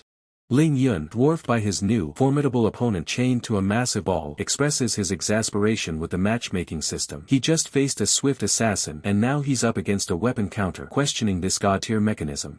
Undeterred, Ling Yun charges forward with incredible speed, a brilliant blue energy trail marking his path as he closes the distance on his gargantuan opponent. Ling Yun's powerful blue energy attack slams into his massive adversary as he confidently asserts that his martial arts are superior, giving him the decisive advantage. The technique painting the ground as a prison is activated. Ling Yun unleashes another devastating blow, activating the skill golden drums ringing to the heavens as a sweeping arc of brilliant blue energy emanates from his sword. The massive opponent lets out a guttural roar of pain, blood spurting from his mouth as Ling Yun's relentless assault tears into him with fierce power. Ling Yun pivots, directing his powerful blue energy strike towards the opponent's massive chain ball, generating a loud clang as the impact reverberates through the arena. Ling Yun's masked face shows a flicker of surprise as he utters a contemplative "Is that so?" a new thought dawning on him mid-battle. Activating breeze in the forest, Ling Yun moves with incredible agility, leaving a trail of ethereal blue afterimages as he executes a rapid, piercing thrust. The hulking opponent looks down in wide-eyed shock as Ling Yun's focused blue energy attack closes in, poised to strike with a resounding bang. With precision, Ling Yun delivers a fatal blow, his sword piercing directly into the opponent's neck as the massive figure stares in stunned disbelief. As the colossal opponent collapses amidst a surge of blue energy, he cries out in utter shock, unable to comprehend how Ling Yun, who was just in front of him, managed to execute the pale dragon point thrust from such an unexpected angle. A system notification confirms the victory. TSK Bear win vs Wang Dachui loss, awarding a crucial victory points +10 to Ling Yun. Ling Yun stands triumphant, his sword held firmly, as he proudly declares that this was his very first time successfully unleashing the true potential of the pale dragon point thrust. Ling Yun's thoughts drift to a deeper philosophical question: what truly makes a sword's use skillful? Surrounded by a subtle aura of blue energy, Ling Yun concludes his introspection, realizing that true skill with a sword isn't about mere dexterity but rather its capacity to be ever-changing and adaptable. Ling Yun reflects on the pale dragon point thrust, realizing that as the final form of the flowing light sword art, it was designed to teach him a fundamental truth: the sword can be wielded both openly and honorably, yet also with stealth and secrecy. With a confident smile, Ling Yun, now unmasked but with the pig mask resting on his head, proclaims his ultimate understanding: the sword itself is an inherently undefined weapon capable of limitless applications. Building on his newfound understanding, Ling Yun's system immediately registers a significant improvement in his flowing light sword art, escalating it from tier 189% to a formidable 90%. He demands to fight again, eager to further deepen his comprehension through relentless combat. More notifications flood in, each proclaiming further advancement in his sword art as he pushes his limits. Ling Yun, worn out from his intense training session, emerges from the simulation pod, a plume of steam rising from his body. His exhaustion is palpable, yet his only thought is a primal one, so hungry. His wrist device flashes, delivering a surprising system notification. He has officially entered the top 10,000 of the prestigious Blue Star Youth list. Ling Yun's eyes widen in disbelief, the weight of the achievement settling in. Top 10,000 of the Blue Star Youth list? He questions, clearly astonished. He commands the system to expand all my Blue Star Youth list details. The holographic interface immediately projects his rankings: 6,219th on the overall Blue Star Youth list, 654th in the 7th Biosphere, 55th in the Giant Bear Realm, 7th in the Purple Cloud District, and a staggering 1st in Liang City Youth list. The system confirms, understood, Master. A triumphant grin spreads across Ling Yun's face as he realizes the magnitude of his progress. He muses, I didn't expect that after mastering the Pale Dragon sword art this time, it actually became number 1 on the Liang City Youth list. This achievement secures his spot for the coveted Hongji class. The scene shifts to an expansive aerial view of Liang City No. 1 High School, its sprawling campus dominated by a vast, meticulously striped sports field, hinting at a new chapter. Ling Yun walks confidently through the school grounds, a backpack slung over his shoulder, when a sharp voice cuts through the air, calling out his name. Stern Dean of Students, Feng Ligua, confronts Ling Yun, his finger pointed accusingly. He scolds Ling Yun for his lack of manners, demanding respect for a teacher. With a hint of irritation, Ling Yun offers a curt hello, teacher. Meanwhile, unseen observers murmur, noting something peculiar about his armband. Feng Ligua continues his tirade, declaring that as the Dean of Students, he's conducting uniform inspections this semester. He aggressively questions Ling Yun's attire. Ling Yun calmly replies, school uniform. A pair of students burst into laughter, quickly silenced by a sharp command from Feng Ligua. He thinks to himself, Ling Yun is truly in trouble. With Feng Rui still hospitalized, his uncle is surely seeking revenge. Whispers ripple through the unseen crowd, alleging that Ling Yun's victory was solely due to banned substances, implying he deserves whatever trouble comes his way. Another voice expresses disappointment, having genuinely believed he was formidable. Feng Ligua, growing increasingly aggressive, strikes Ling Yun with a thin stick, repeatedly yelling, here, here, here, all non-compliant. Ling Yun recoils, visibly annoyed. Ling Yun, still bewildered, questions Feng Ligua's accusations. These all comply with school regulations, he states. I don't know where the non-compliance lies. Enraged by Ling Yun's defiance, Feng Ligua roars, you still dare to talk back, and prepares to strike again, his face contorted in fury. Ling Yun deftly intercepts the attack, holding the stick firmly. Undeterred, Feng Ligua venomously declares, disobeying discipline, contradicting a teacher, I will report to the principal and have you expelled. Just as the tension peaks, a new voice cuts through the air, asking, who is looking for me? Both Ling Yun and Feng Ligua turn their attention to the arriving figure. A tall, distinguished man with a neatly trimmed goatee, dressed in a sharp suit, approaches with an air of authority, his presence commanding attention. Beside him walks another dignified man, shorter and with a warm smile, also impeccably dressed, hinting at his own significant status. Feng Ligua immediately seizes the opportunity, excitedly pointing at Ling Yun and exclaiming, Principal, it's him. Ling Yun. The principal offers a subtle, knowing smile, a silent gesture that hints at an understanding far beyond Feng Ligua's immediate complaint. The principal turns to Ling Yun, asking, you are Ling Yun? Ling Yun calmly responds, yes, I am Ling Yun. Principal addresses Ling Yun, stating, Ling Yun, we came specifically to see you. This is Mayor Wang. Ling Yun, still composed, greets them. Hello Mayor. Hello Principal. May I ask what this is about? Mayor Wang, with a hearty laugh, then reveals the reason for their visit. You became number 1 on our Liang City Youth list, and even made the top 1 in 10,000 on the Blue Star Youth list. I definitely had to see exactly what kind of sacred figure you are. Ha ha ha ha. Feng Ligua and the surrounding students are utterly stunned by the revelation. What? 1 in 10,000 on the Blue Star Youth list? Feng Ligua exclaims, while the students collectively realize, holy crap, Ling Yun is actually this awesome. With this kind of strength, he doesn't need to take medicine to beat Feng Rui at all. The principal invites Ling Yun. You come with us to the meeting room first, we have something to chat with you about. Ling Yun readily agrees, yes. As the humiliated Feng Ligua sits dumbfounded on the ground, Mayor Wang maintains his pleased smile, seemingly content with the unfolding situation. Path leads them to a discreet door, clearly marked meeting room, where Ling Yun's future is about to be discussed. Inside the meeting room, two other prominent students, Moret and Lu Bo, are already present, respectfully greeting the mayor and principal. Moret is introduced as Liang City No. 1 High School Hongji Class No. 1 and Lu Bo as Liang City No. 2 High School Senior and Liang City Youth List No. 2. Three students in the meeting room subtly nod, their thoughts echoing a collective "don't know him" as they observe the new arrivals. The mayor, at the head of the long conference table, gets straight to the point, announcing that the 100 cities under the Purple Cloud District are preparing a high school senior competition. The mayor continues, detailing that each city will send its top 3 martial arts students, with rankings based on data from the previous evening. The mayor elaborates on the tournament, a 3-day 100 cities hegemony, to be held at High City No. 1 High School, led by a martial artist above level 15. The mayor concludes the announcement by revealing the stakes. The top 10 participants in the tournament will earn bonus points for college entrance exams and cash prizes, starting at 10 points and 100,000 yuan. Ling Yun listens with a determined gaze. The mayor, his hands clasped, looks out at the students with a warm smile and asks if they are willing to participate. Lu Bo raises his hand, questioning the mayor about the competition format, asking why it isn't using virtual combat given its reliance on martial arts ranking. The mayor explains that district leaders unanimously prefer real combat over virtual, deeming it more effective. He assures them that martial artists will ensure safety and participants will wear special suits, fighting with their full life intensity.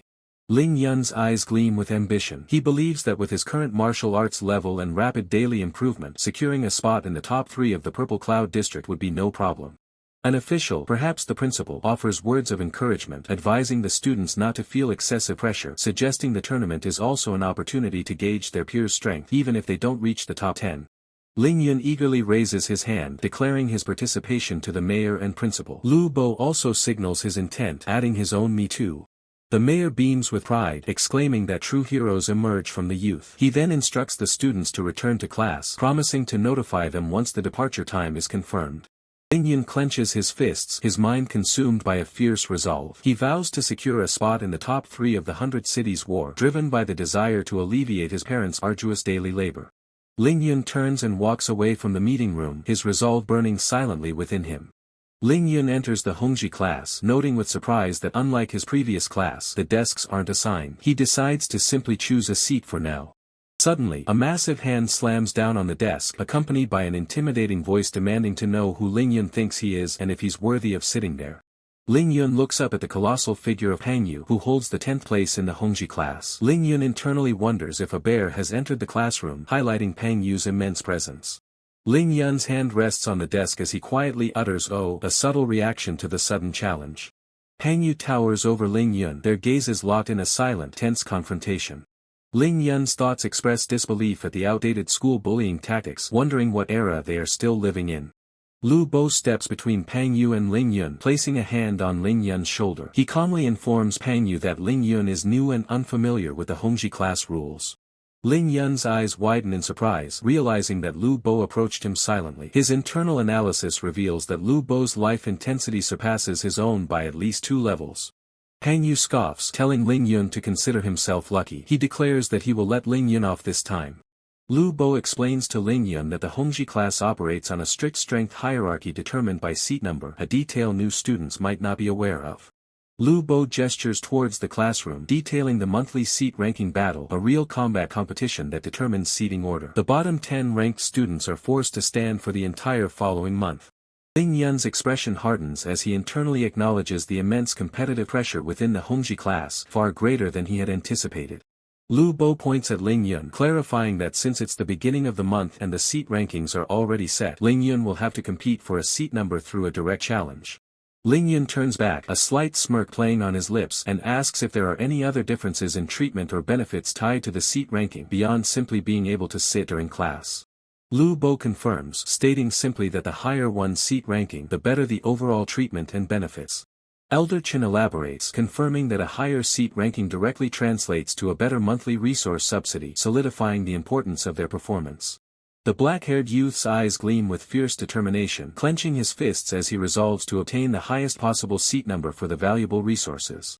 A stern instructor, identifiable by his blonde hair and red armband, directs the students to the adjacent combat room, signaling the immediate start of class. A wide shot reveals the vast, empty combat room where a small group of students has already gathered, awaiting further instructions. The instructor explains the rules. Challengers can issue up to 3 challenges, and seat numbers will be assigned based on their real combat performance. Ling Yun and his red-haired companion stand among the students. The instructor's face registers a moment of shock, an exclamation mark appearing above him, indicating an unexpected development. A group of students reacts with disbelief, exclaiming at the audacity of someone challenging a top 10 position right from the start, questioning if Chendu's meek appearance hides arrogance. The instructor's hand is visible as he looks down, contemplating that even with martial arts skills, Chendu's life intensity is too low to challenge the top 10 in the Hongji class. Black-haired youth stands firm, holding his sword with a focused gaze, ready for combat. An extreme close-up reveals the black-haired youth's eye burning with intense, unwavering resolve. A massive, hammer-wielding student with hair tied in 2 buns taunts the black-haired youth, mocking his confidence upon just arriving in the Hongji class. The black-haired youth, still holding his sword, confronts the hammer wielder, directly asking if he holds the 10th place ranking. The hammer wielder, now identified as Pang Hu, grins smugly, confirming his rank and warning the black-haired youth to consider himself unlucky. The instructor commands Pang Hu to don his protective gear and enter the arena, initiating the challenge. The instructor observes the black-haired youth, internally musing on his unexpected eagerness to prove himself despite initially appearing steady. His thoughts continue, concluding that allowing the black-haired youth to experience some hardship could be a valuable form of tempering. The black-haired youth turns his back, walking towards the arena with a determined stride, preparing for the impending battle. With both combatants ready, the instructor shouts, "Start!" igniting the tension in the arena as the battle officially begins. Pang Hu lunges forward, swinging his massive hammer with powerful momentum, taunting the black-haired youth to prepare for defeat. The black-haired youth stands his ground, a confident smirk playing on his lips as a vibrant blue aura ignites around him, retorting, "We'll see about that." With incredible speed, the black-haired youth deftly evades Pang Hu's crushing hammer, moving like a blur as the weapon narrowly misses him. Pang Hu, still mid-swing, looks down at the agile black-haired youth, surprised by how slow his own reaction speed was. The observing students react with shock at Chendu's agility, but then despair, lamenting that his 1 level lower life intensity still makes ultimate victory seem impossible against Pang Hu, despite his initial burst of speed. The instructor's face shows deep thought, observing Chendu's life intensity at level 5.2 and questioning how he managed such a rapid increase from 5.1 in just 1 day. Pang Hu's face contorts in a triumphant, mocking laugh, undeterred by the missed attack as he shouts, "You're just stalling, ha ha ha ha ha." Pang Hu unleashes another devastating hammer swing, the sheer force of the blow indicated by the powerful visual effects and speed lines. Formidable opponent's eyes widen in disbelief, a single word escaping his lips, "What?" As the colossal opponent brings down his massive hand, the black-haired youth crouches low, clutching a small, golden object, an intrigued escaping him. A slight, confident smile plays on Ling Yun's lips as he executes a swift maneuver. Ling Yun unleashes a torrent of blue energy, launching multiple piercing projectiles that strike the massive opponent, who lets out a surprised "HO" as the impact sends shockwaves through the air. The colossal opponent is launched skyward, propelled by Ling Yun's attack as a stunned crowd looks on. A partial word "ly" hangs in the air, echoing the sheer force of the blow. The opponent slams into the ground with immense force, creating a visible impact crater as Xiaogu and purple-haired girl observe the aftermath. 2 hands, one gloved and one bare, fiercely grip the ornate hilt of a sword, locked in a tense struggle. The red-haired companion, holding a sword, questions the black-haired youth, asking if his martial skill truly reached Tier 1 perfect. The black-haired youth humbly replies that he got lucky and broke through last night. The red-haired companion stares in disbelief, exclaiming that rising to 90% overnight is simply shocking, scoffing at the notion of mere luck. The black-haired youth, in a chibi rendition, points towards the red-haired companion, calling out, "Teacher." The red-haired companion looks on as an announcement declares, "Winner, Chen Du." From above, the red-haired companion and black-haired youth stand in the center of a bustling hall as a voice marvels, "He actually won. That was a gap of 1 whole level." Elder Chen points with a look of astonishment, stating, "I didn't expect Chen Du to truly be a late-blooming genius." The red-haired companion asks the black-haired youth if he wishes to continue challenging after securing obtained seat number 10. The black-haired youth firmly responds, "No." Elder Chen, holding his phone, suggests to the black-haired youth, "Chen Du, let's add each other on WeChat. We are all classmates. It makes contacting each other easier later." As Elder Chen makes his offer, a voice from the surrounding crowd eagerly chimes in, "Me too." The black-haired youth, with a bead of sweat on his brow, manages a somewhat forced "sure" in response to the requests. The black-haired youth stands over the groveling opponent who pleads, God Chindiyu, be the bigger person and forgive the smaller person. Don't take what I just said to heart. Internally, the black-haired youth notes, you really know when to bow and when to stand tall. The red-haired companion stands with a stern expression, observing the ongoing events. The black-haired youth listens intently as an unseen voice instructs, Chindiyu, come to my office after school. A distinguished man with a sharp mustache, seated at his office desk, looks up and invites, please come in. The principal addresses the black-haired youth, inquiring if there are still slots for early special admission at Mount Everest Martial Arts University and Mount Tai Martial Arts University in our ecosphere. Principal gestures for the black-haired youth to sit, asking, sit down first. Why do you ask about this? Ling Yun's voice then states his intention, I want Chindiyu to try and see if he can take the path of early special admission. The principal explains the stringent requirements of the top martial arts universities, stating that martial skill level must reach Tier 1 perfect. He then muses internally, don't look at the fact that Chindiyu is only 1% away. This 1% is a difficult threshold to cross. Ling Yun interjects, telling the principal, talk is useless. Don't you have an instrument here to test student martial skills? Let him try. The principal sighs in response, remarking, sigh, Ling Yun, you really are stubborn. Principal points out the testing instrument, explaining its maximum limit is Tier 1 high stage, which is just right for testing students. Ling Yun then instructs the black-haired youth, Chindiyu, recreate the attack you used during the seat-ranking battle just now at the corresponding position on the instrument. The black-haired youth stands with a determined expression, ready to face the challenge, a quiet intensity settling over him. A surge of raw power ignites within the black-haired youth, his gaze sharpening with fierce resolve, an almost guttural sound of intense effort escaping him. He lunges forward, his sword gleaming, the air around him crackling with focused energy as he prepares to unleash a devastating strike. Activating the pale dragon point thrust, the black-haired youth unleashes a torrent of ethereal blue energy from his blade, shattering the training instrument in a spectacular display of force. An observer, startled by the sheer power, exclaims in disbelief, realizing the black-haired youth had broken through to Tier 1 perfect overnight, a monumental leap in skill.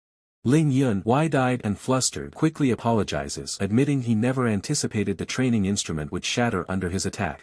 Xiaogu, radiating with crackling energy, declares Ling Yun an absolute combat genius, possessing an incredibly rare and precious instinct for victory. He further notes that in all his years of teaching, he has never encountered a student with such seasoned combat intuition, as if Ling Yun has experienced countless life-or-death struggles. The man in charge, recognizing Ling Yun as an absolute martial arts genius, asserts that his training resources must be prioritized to match the top-ranked student. Ling Yun raises his hand, inquiring about the meaning of early special admission for the upcoming tournament.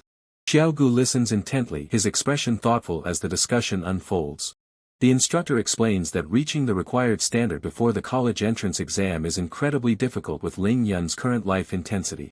However, by taking the special admission path, Ling Yun only needs to achieve Tier 1 perfect martial skill 1 month before the exam, after which teachers from prestigious universities will assess him. Ling Yun asks if he can still participate in the regular entrance exam even if he passes the special admission, revealing his preference for Mount Huang Martial Arts University. Xiaogu questions Ling Yun's preference, pointing out that the top 8 famous schools generally offer similar resources. A flashback reveals a chaotic battle where Ling Yun, clad in a cape, fights alongside City Defense Corps against monstrous, shadowy entities despite their timely support. The monstrous forms loom, their shadowy presence overwhelming the battlefield. The aftermath of the conflict leaves a devastated cityscape, buildings reduced to rubble under a somber sky, hinting at the immense destruction. Ling Yun reflects internally, expressing his fervent hope for his family's continued safety and peace. His determination hardens as he vows to rush back immediately to protect Liang City should it ever face another crisis. Xiaogu, understanding Ling Yun's underlying motivation, observes that such deep concern for family often stems from experiencing personal tragedy. Xiaogu's gaze becomes distant, lost in his own thoughts, perhaps recalling similar past experiences. Ling Yun considers his options, planning to use the 2 other martial arts universities as a safety net if he fails to gain admission to Mount Huang. The instructor clarifies that passing early special admission requires signing a binding contract to the designated school, eliminating other options. Xiaogu, placing a reassuring hand on Ling Yun's shoulder, explains that achieving a ranking in the 100 Cities Hegemony tournament will practically guarantee admission, lowering the score requirement by 100 points. Ling Yun, with a slight smile, expresses his gratitude and promises to carefully consider his decision. Ling Yun, with unwavering resolve, commits to dedicating himself entirely to training within the exclusive martial arts room provided by the school, focusing solely on enhancing his strength until the college entrance exam. He ponders leveraging medicinal aid to rapidly boost his life intensity, convinced that his ultimate goal awaits him there. High martial civilization is upheld by three pinnacle forces, organizations that collaborate to safeguard humanity's future. One such force is dedicated to confronting alien civilizations. The Technology Martial Palace is tasked with enhancing humanity's overall strength, while the Martial Artist Alliance ensures the maintenance of public order. A young woman, adorned in a light blue dress with a delicate bow, stands with her hands clasped, awaiting. The purple-haired girl informs Ling Yun that this specific medicine cannot be directly purchased, requiring an endurance test. She then details the Thunder Chi Blood Pill, a potent medicine for ordinary individuals before becoming martial artists. However, she warns of its inherent risks, as its properties transform into thunder, coursing through the body's meridians upon ingestion. The narrator explains that failure to maintain high mental concentration for 30 minutes after taking the pill will lead to chaotic thunder within the body, jeopardizing the user's safety. The purple-haired girl then invites Ling Yun to enter the testing area. With unwavering resolve, Ling Yun declares his readiness for the challenge. As Ling Yun confidently proceeds, the purple-haired girl watches him with a surprised expression, a silent question hanging in the air. Ling Yun settles into Chengdu's exclusive martial arts room. The system details the pills regimen. 1 pill daily for 10 days constitutes a cycle, with a maximum of 3 pills simultaneously. Taking 3 pills at once amplifies the pain 5-fold. Each dose lasts 30 minutes, but after 3 to 5 cycles, the body develops resistance, diminishing the pill's effectiveness. Ling Yun, holding the pills, confidently reflects that the endurance test's pain level was a mere 50% of a single pill's effect, deeming it trivial. Suddenly, Ling Yun's eye snaps wide open, a surge of intense pain or shock overwhelming him, radiating outwards with fierce energy.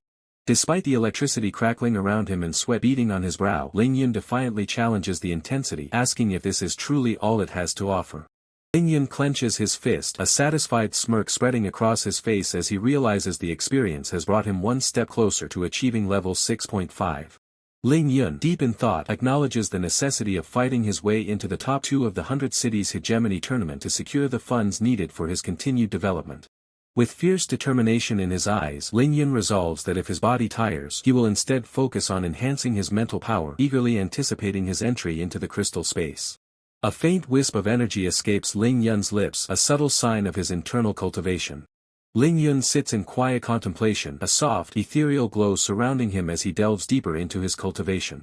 His cultivation manifests into a fierce mental battle as Ling Yun unleashes a torrent of glowing blue energy, clashing against 2 towering, shadowy figures in a dazzling display of power. Even as the spectral opponent retaliates with a surge of energy, Ling Yun remains unperturbed, his gaze calm and resolute, hinting at a profound mastery over his inner strength. The scene abruptly shifts to a classroom where a stern female teacher addresses her students, announcing that today's lesson will delve into the advanced combat technique of mental power attachment for martial artists. The female teacher explains that the mental power class is exclusive to the Hongji class, only accessible to students possessing Tier 2 mental power, further revealing her own formidable life intensity rating of over 15.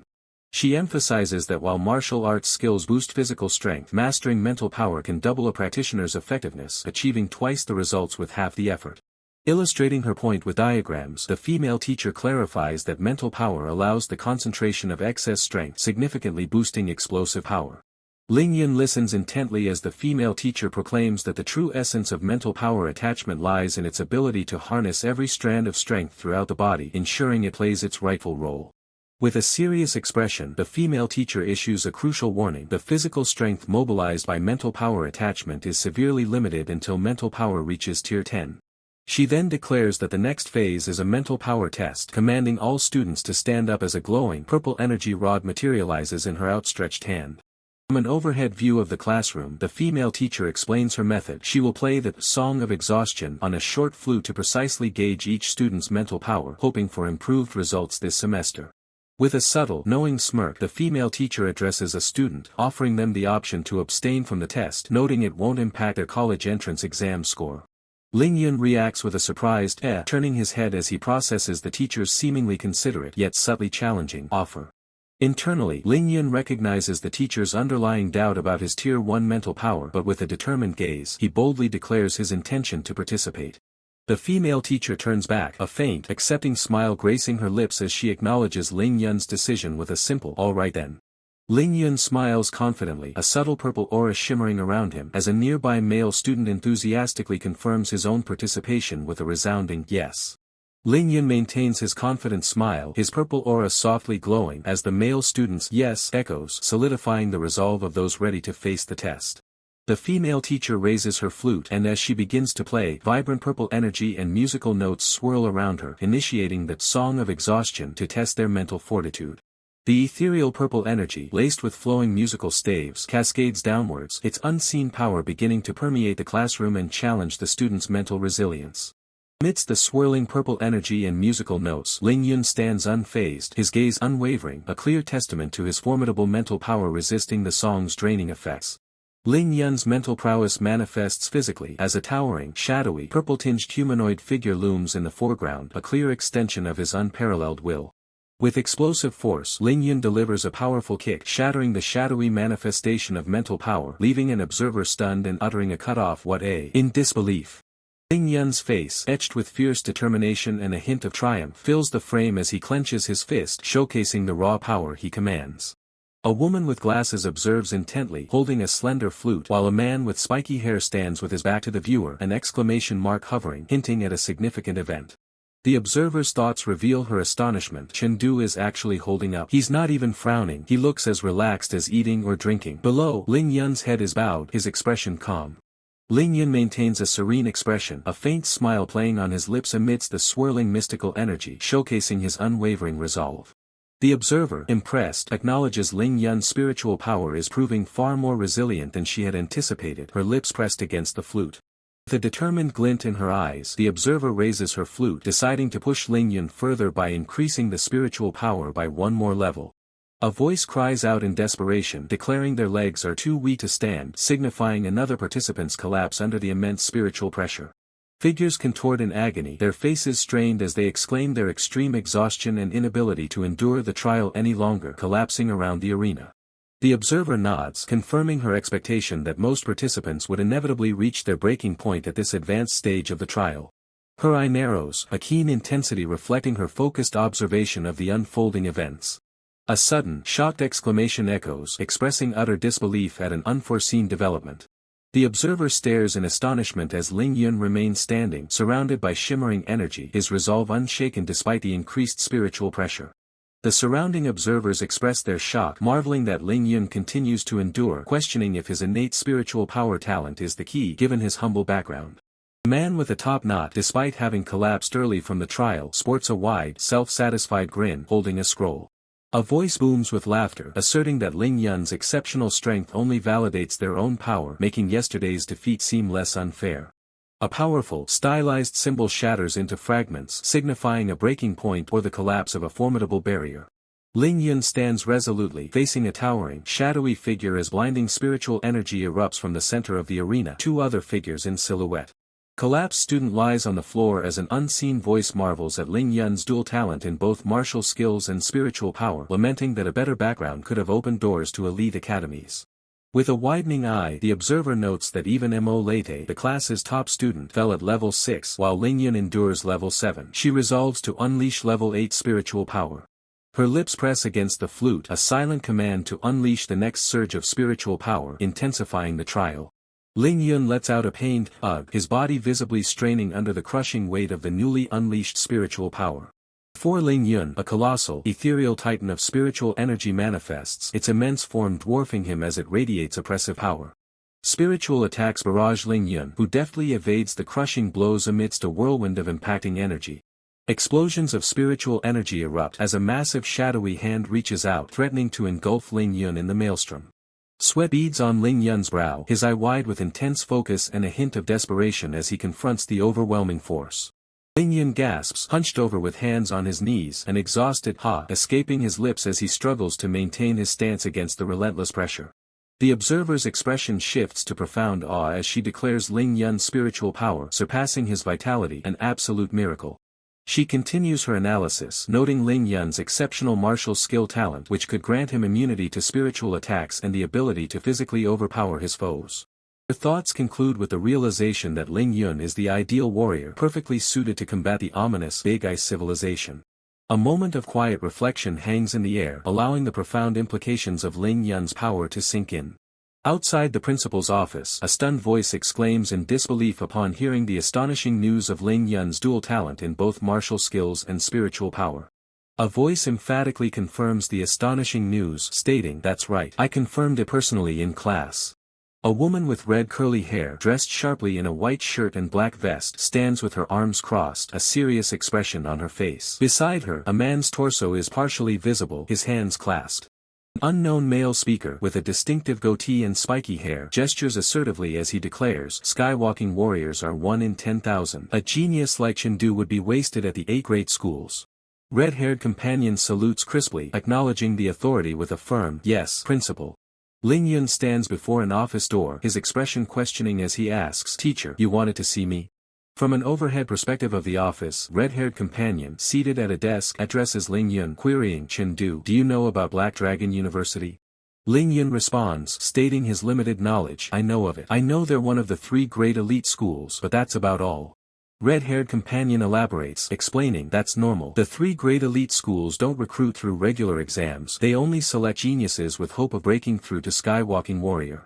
The narrator defines the elite, stating, "Warriors at this level are called Skywalking warriors, representing a transcendent status." A visual of 2 powerful figures, one with long light blue hair and the other with dark, appears. The requirements are then detailed. To become one, you must meet these requirements: life strength of 9.9 and martial skills at first order intermediate stage. Red-haired companion continues, highlighting the difficulty, but among high school warriors and above, only 50% reach intermediate stage or higher in martial skills. Life strength can be boosted with blood-enhancing medicines, but few can afford such luxury. Red-haired companion's words linger as he asks Ling Yun, "Supplements. Even if they earn money later, the best training window has already passed. Have you thought about this?" Ling Yun's face shows deep contemplation. Red-haired companion offers encouragement. "Good. Work hard. Based on your current situation, if you go the special recruitment route, you're basically guaranteed entry to the 8 great schools." Ling Yun's eyes narrow with an intense, determined glint, absorbing the weight of the opportunity. The exterior of a modern building stands tall against a bright, clear sky, signifying a transition to a new location. Ling Yun, backpack slung over his shoulder, emerges from a doorway, cheerfully calling out, "Coming." Ling Yun's sister, with her distinctive cat ear hair accessories, ponders, "Why does my brother feel completely different from before lately?" Her thoughts continue as Ling Yun appears in profile, a subtle glow around him. He seems fitter, more handsome, and more mysterious. Ling Yun's father expresses concern, "Will you be able to rest properly? Working hard is good, but you need to take care of your body too. What if you fall unconscious again?" Ling Yun's sister then adds, "Bro, wasn't dormitory housing arranged before school started? Can they still assign a room now?" Ling Yun reassures his mother with a confident smile, "Mom, don't worry. The school has allocated lots of resources to me. I won't have the same problems as before." Ling Yun further explains his new arrangements. Each Hongji class student gets a personal martial arts chamber with a dedicated rest area. "I'll train and rest in my own chamber." Ling Yun's father, flexing his arm in a show of support, affirms, "I think it's fine. Son, keep that drive and work hard. If you need anything, just tell me and your mom." Ling Yun's father offers a final, resolute piece of advice: "Just charge ahead." Ling Yun's sister enthusiastically agrees with his father, shouting, "Yeah," as Ling Yun, with his backpack, announces, "I'm done eating. I'm heading to school." As Ling Yun departs, his mother advises, "Take care of yourself." His father adds, "Good kid, work hard." And his sister calls out, "Bro, come back with first place." The grand arena awaits, its vast green field and towering stands ready to witness the unfolding trials, a new chapter about to begin. Ling Yun strides forward, his system inventory confirming a formidable haul: 90 bags of chi blood milk, 30 chi blood pills, and 4 packs of perfect chi blood powder, a testament to his meticulous preparation. He muses on the sheer scale of the challenge ahead, acknowledging that the school's allocated resources, now stored in the martial arts room, total at least 50,000. Martial arts, he realizes, is truly a sport for the wealthy. With a resonant ding, Ling Yun activates the terminal, his clenched fist radiating a subtle purple energy as he engages with the system. Ding ding ding, the sound echoes as Ling Yun steps through the threshold, his backpack a silent companion as he moves into the next phase of his challenge. Ling Yun, now armed with a sword, stands ready to face a towering, shadowy, hooded figure, acknowledging its presence with a firm, "Yes, master." Activating a potent surge, Ling Yun's aura ignites with vibrant blue energy, the system registering a staggering power 5x increase as his determination hardens. The system announces the fourth round of practice start as Ling Yun adopts a focused combat stance, his sword poised against the glowing-eyed boxing dummy. Dummy lunges, its boxing glove a blur of motion, launching a swift, impactful strike. Ling Yun deftly parries the blow with his blade, his mind racing, knowing that in this supergravity environment any incorrect muscle expenditure could lead to muscle tears or bone damage. He concludes he can't take it head-on. With a sudden burst of speed, Ling Yun dodges the dummy's attack, his mind instantly commanding change attack trajectory as red energy traces the missed blow. Dummy launches a devastating combo, striking top and bottom at the same time. Ling Yun realizes, recognizing the tactic is directly sealing off normal dodge routes. A confident smirk plays on Ling Yun's lips as he decides, since I can't dodge, I'll let you taste double gravity too. With a powerful stomp, Ling Yun slams his foot down, unleashing a surge of energy that distorts the ground, activating his counter-gravity effect. The dummy's head glows ominously red, white energy radiating as it activates its last resort to counteract Ling Yun's sudden gravity manipulation. Ling Yun embraces the now still dummy, affectionately calling it Little Bear, and instructs it to end gravity state. You can probably let go of me now. Phew, Ling Yun sighs, recognizing his body seems to have reached its limit. He resolves to next use Void Immortal Visualization method to improve mental power, relax the body first. As he settles into meditation. Immersed in the Void Immortal Visualization, Ling Yun floats upside down in a surreal landscape of crimson and azure, surrounded by watchful, glowing orange eyes. With a surge of resolve, Ling Yun clenches his fists, his eyes blazing with white light as blue energy erupts around him, urging, come on, mental power experience points. As the mental visualization concludes, the system confirms a significant gain, mental power increased by 0.3 levels. Ling Yun attempts to rise, wincing as his legs protest, letting out a soft hiss and complaining, legs asleep. Ling Yun, exhausted from his efforts, finally gives in, instructing himself, in that case, sleep. He collapses onto the ground, surrendering to the overwhelming fatigue. The respite is short-lived. A sudden urge to awaken stirs within him, his eyes beginning to flutter open, signaling a new beginning. A mysterious voice echoes, inviting him to a new realm. Come to crystal space, refine martial arts skills. The world around him shifts, revealing shimmering, ethereal landscapes. Ling Yun materializes within the vast crystal space, a realm of towering, jagged ice formations. He stands ready, his sword firmly in hand, prepared for the rigorous training ahead. His gaze locks onto familiar foes, the shadowy green firefly giants. He recalls his past struggle, admitting, last time, because I didn't understand them, I couldn't even kill one. The air crackles with energy as a swift, dark blur indicates the first hostile movement, a precursor to the intense battle about to unfold. Ling Yun ignites with a fierce blue aura, gripping his sword with renewed determination. He declares his resolve, this time I'll try and see. A powerful strike impacts the crystalline environment, sending sharp cracks radiating outwards, signaling the ferocity of Ling Yun's assault. One of the grotesque green firefly giants recoils, its body contorted in agony, a piercing scream escaping its lips as Ling Yun's attack connects. Ling Yun plunges his blade into the giant, his mind sharp with strategy. He observes, aside from that, green firefly giants just have thick HP bars and no other abilities. Destroy the green patches first, and they are nothing to fear. He moves with impossible speed, a whirlwind of motion. Ling Yun recognizes his own improved agility, noting, after gravity training, my control over my body has improved a lot in a normal environment.